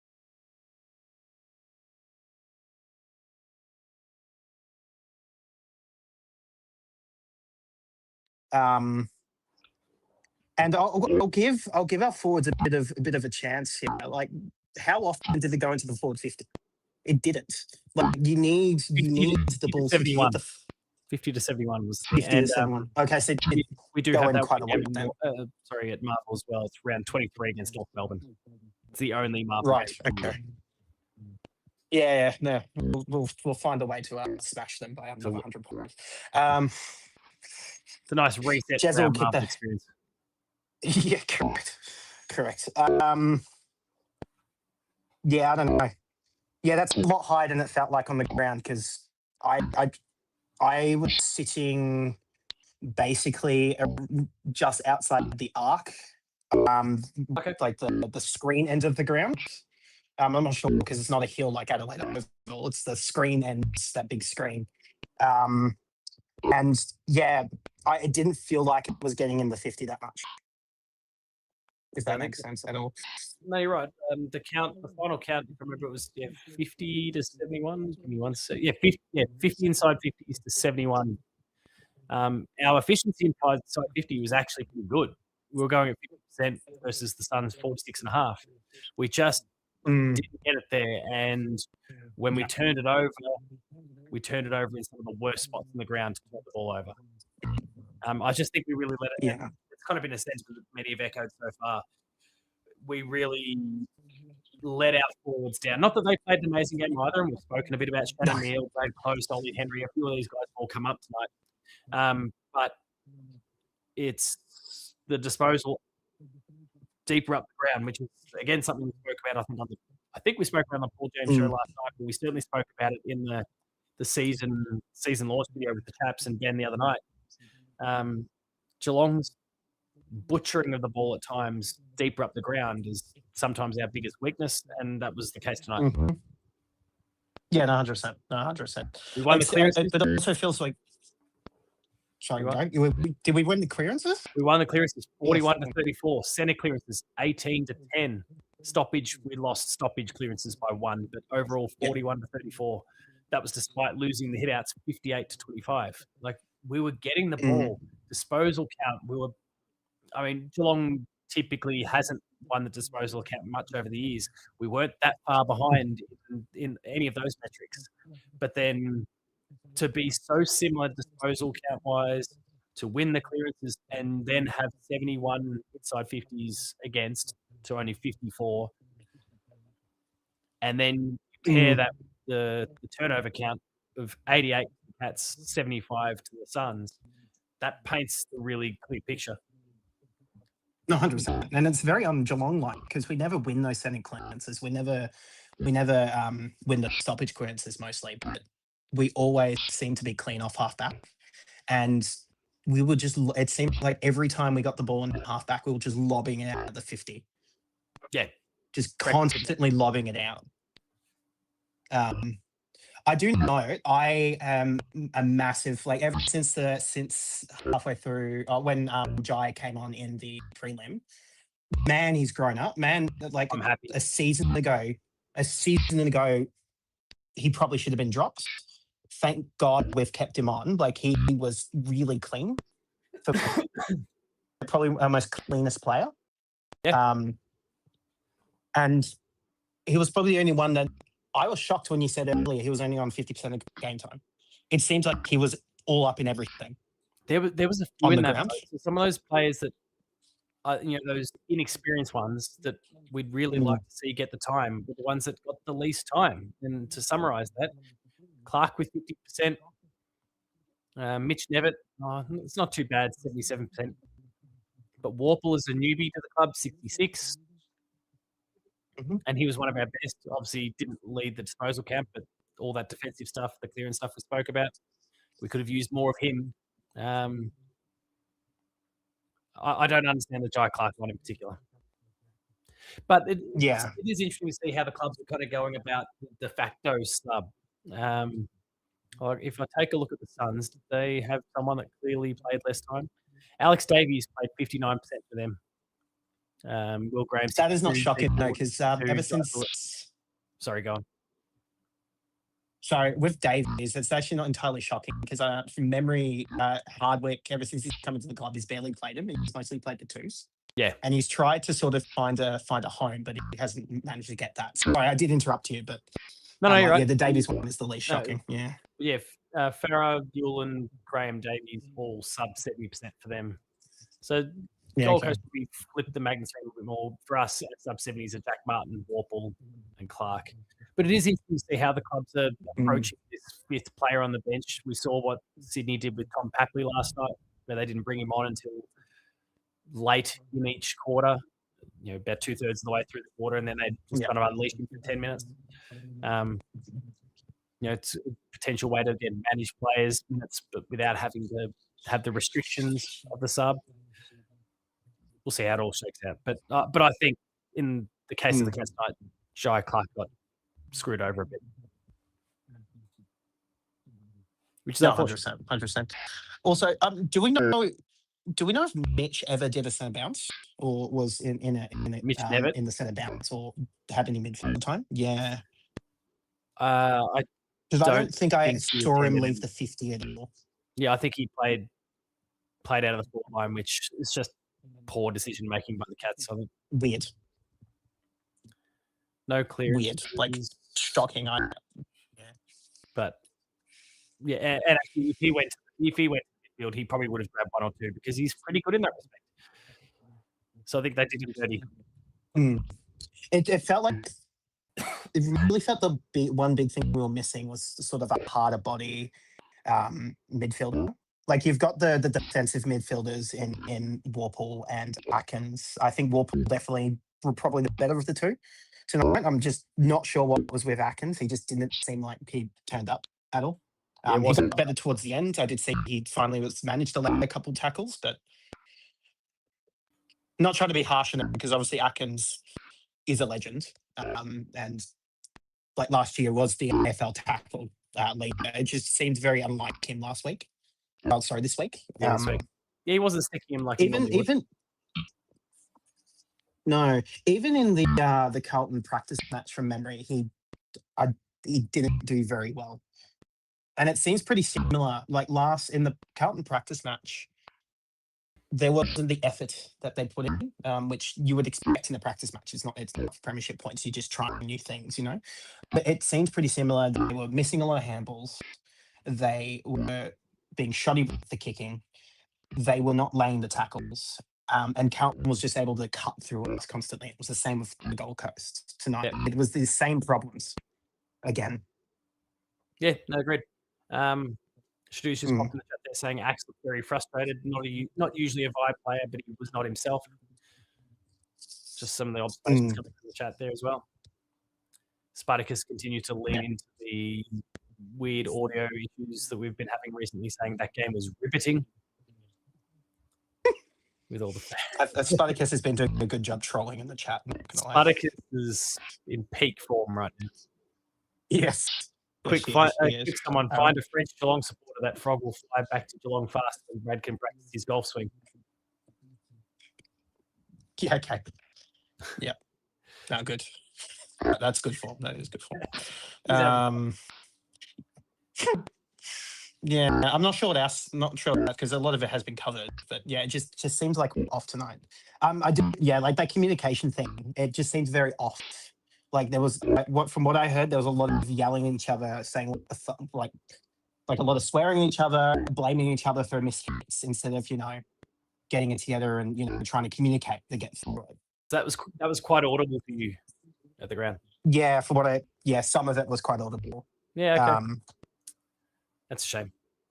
But I guess in some ways it stems from because you framed it before through what are we doing about it? I think they're so into trusting the system. And there's over 20 years, or at least the Chris Scott reign, they've kind of stuck to their guns. That whatever our plan is, we back it in, and it's taken them so far to premiership, to grand finals, to prelims. So I think more than most clubs, Geelong is willing to stick it out. Whatever the game plan happens to be, they're going to back it in. But they probably. I guess especially when we pair it with what you experienced and what you heard, they probably could have and should have done more to change things up.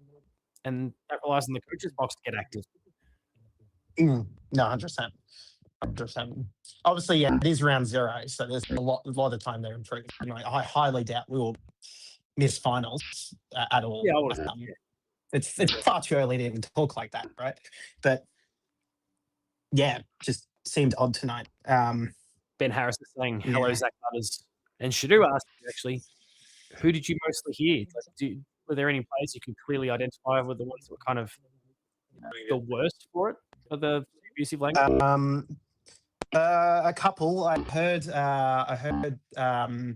Mullen a couple times, Henry a couple times, Dempsey was a couple times as well, Right. Gryan once, I feel. Just trying to think who else. They just all seem to not be communicating properly with each other, and they were just getting overly frustrated. Yeah, right. I mean, look, It really felt like bad news tonight, but perhaps a good sign for the next few weeks where they just weren't in sync. They'll go to town on it. You're going to get the likes of Danger and Jeremy Cameron back next week. yeah. Now, who would you pull out for those two? Look, I think they did him dirty tonight, but I think Mitch Devitt probably will be one of them. You almost can't not pick him, especially with one of those guys coming back being Danger. They basically just dropped him in the Danger role. So I think he's got to be one. Jeremy Cameron.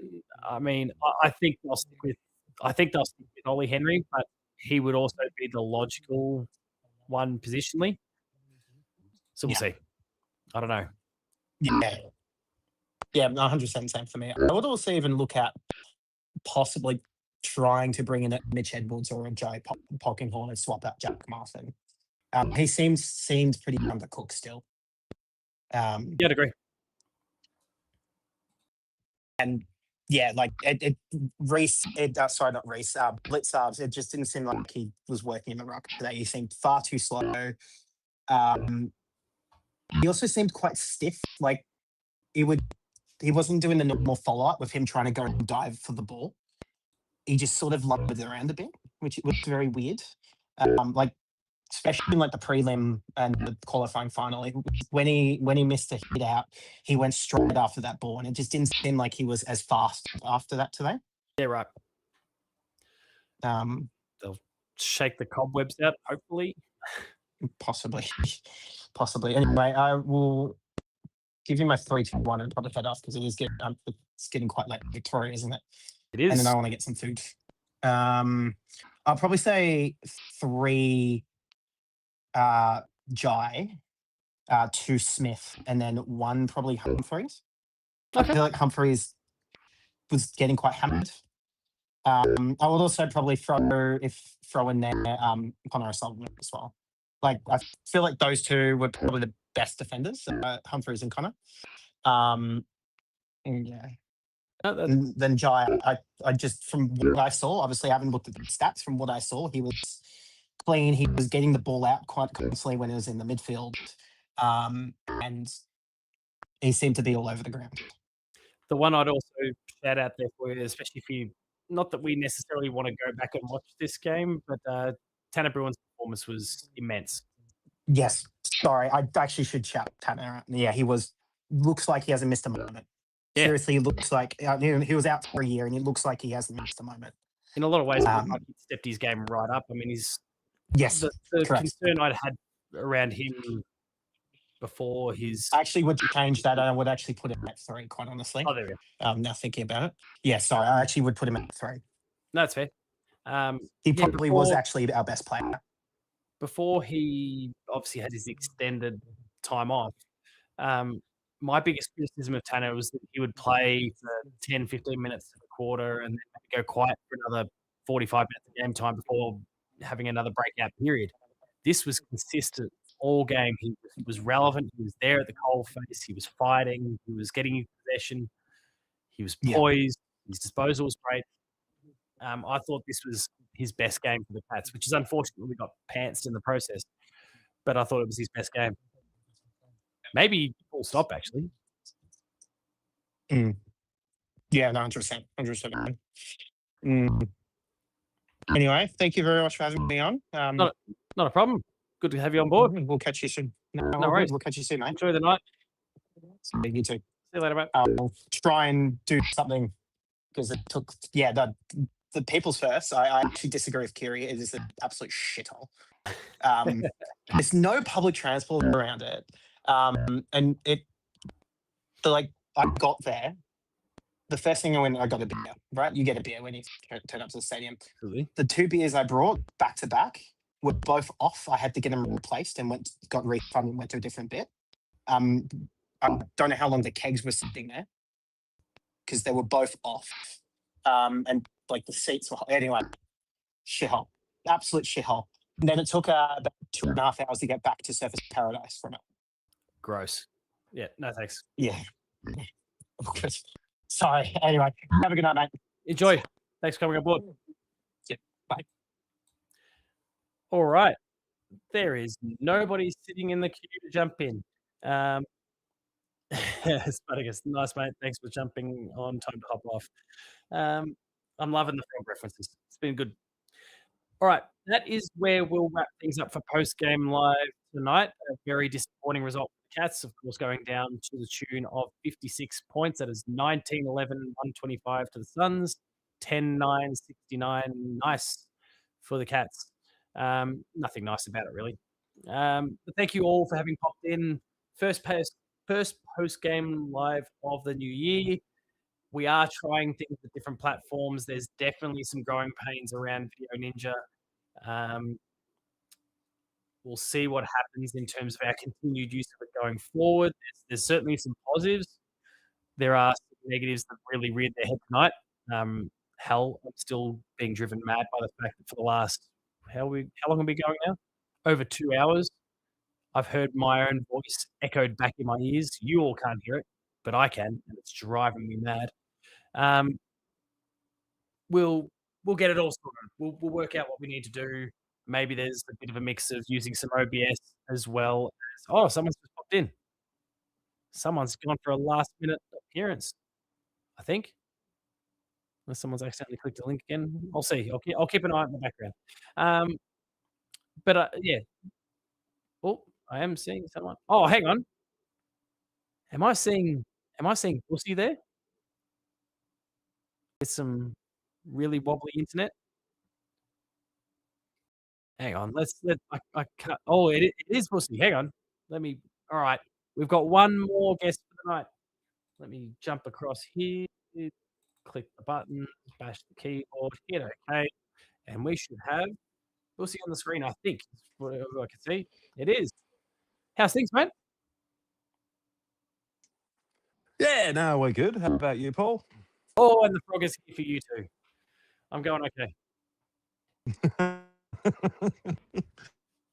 It's good to see you, mate. I just want to bring a bit of positivity to the chat, which is, it's round 0. Tanbroon had a great game. We always have a couple of shit games each year. We played one quarter. We did okay. So, it's fuck the haters. They're going to say what they say, and we're going to get all the bad write-ups saying the cliff has come, this, that, the other. But we're still going to be here. It's fine.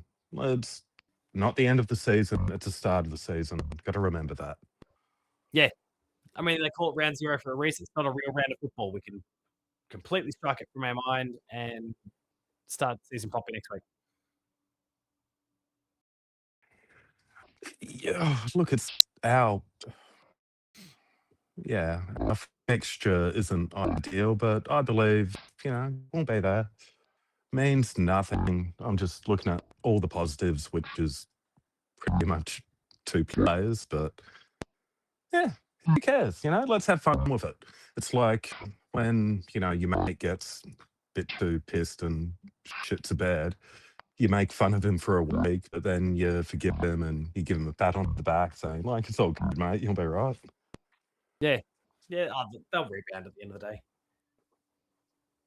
Now, it's been but just have faith. I'll go on, sorry. Yeah, all it is, have a bit of faith. Trust the coaches, trust the players. They'll get it right soon enough. Jumping off topic for a second to personal lives and those sorts of things. I remember, I think the last time we spoke, we were talking about fatherhood, and I think a little one being on the way. Was that right? Trying for a second one. We got engaged on grand final day because I did promise Mrs. would get married if Geelong won. We didn't win, but did it anyway. She saw the heartbreak on. I was already heartbroken, so I didn't want to break her heart, so kind of had to do it. No, but No congratulations. regrets. That's awesome. Yeah, no, but it's all good. Yeah. How about you? How's it all going? I'm going all right. I felt help. I thought I was going to struggle my whole way through this. My voice is starting to really get there. I think I was pretty dog shit Got a last frog time in your games, but throat. I'm getting there this time. And yeah, but frog in the throat. Yeah, good one. And I'm learning from Shadu But that yeah, my audio just is apparently not awesome either. But yeah, I don't know. We'll work out this stupid. better than mine, I'm sure. Yeah, go back to StreamYard. This isn't working. But yeah, just want to say good work to everyone in the Hoops crew who made it to the game. Kiri, Shadu, Thomas, all of them. Good to have a little bit of representation there, a little bit of inside information. Disappointing to hear from Thomas that, we were a bit belligerent on ground, but Yeah, that was frustration, good. it's... Well, Spartacus, they're just talking about, fuck, not a Look, it wedding happens to every celebrating game, my but shit show on grand final day. hey, be nice. I think that was more like Yeah, look, celebrating we all content get on a frustrated. shit day that was grand final day. Jarring experience. It was kind of like yeah, it was pretty bad for me both ways. But anyway, it worked out. So, won't be good. Won't bring another patch member into the world. So the army grows stronger. And yeah. Shadu also says, Ben the Dictator has foisted this ninja thing on you. I think there needs to be an uprising. There's already been an uprising. That's why I'm now the host of PostGame Live. But we'll need another one to change the platform again. There's too many problems tied with this one. He'll watch this back in the morning and he'll hear the feedback and certainly see it in action. So we'll see what comes of it. Sounds good, mate. Anyway, it is coming up to 1 o'clock. Just wanted It is. to punch in, say go Cats, and, won't be right. No one overreact. Don't listen to the media. They're all going to be saying the worst things about us, but they've been saying that for 20 odd years, so who cares? They're all waiting for the fall. Yeah, not going to happen. Well, thanks for coming on board, mate. It's been a pleasure as always. We'll chat Thank you. Soon. Speak soon, mate. Enjoy your night, mate. Cheers. All right. That is our final guest for the night. It was a nice surprise final appearance there from Bussy Sniffer, a name that never will cease to make me laugh. Spartacus says, sorry, I meant to say Geelong ruined Bussy's wedding celebrations. That makes more sense.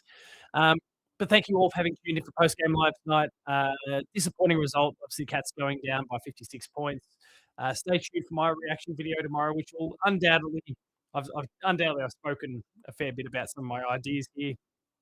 I'm sure some of the things that were discussed tonight will probably influence my own opinions, but I'm keen to break this one down, look at some of the highs, look at some of the lows, and then move on as quickly as possible. And oh my God, Telstra's just popped in the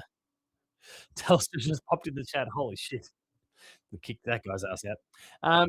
Anyway, on that note, we will wrap things up. So thank you all for having tuned in tonight. Apologies for the various technical dramas that we have faced.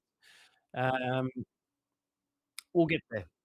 Whether we're back on StreamYard, whether we've got some sort of alternate solution, whether we're using Discord. So many of you who have been watching live tonight or in the chat are a part of our Discord community already. And I think that's a quick and easy solution that I know absolutely how to use and to make that work simply. So fingers crossed that works. But Shadu's already jumped on Telstra, man. Fuck off, Telstra. Right. Thank you all. If you enjoyed this video, I don't need to promote too much, but if you enjoyed this video, please make sure to subscribe to the YouTube channel. If you're watching this still, drop a like on it. Share it with your friends and family. The conversations around the footy, win, lose, or draw, are some of the best parts of this whole experience. So thank you all for being a part of it. Thank you all for checking this out. And I hope to see you again next week. You'll find me on socials. That's Paul James Games on Twitter, Blue Sky, and Instagram. Make sure to check out our Patreon, patreon.com/thehootscrew for all the early access, extended, and exclusive content that we've got there. But until next time, remain Geelong strong, everyone. Ben hasn't given me the old clip the pussy town facts and all that. So we're just going with the regular old sign off. Thank you, everyone. Remain Geelong strong, and I'll see you later.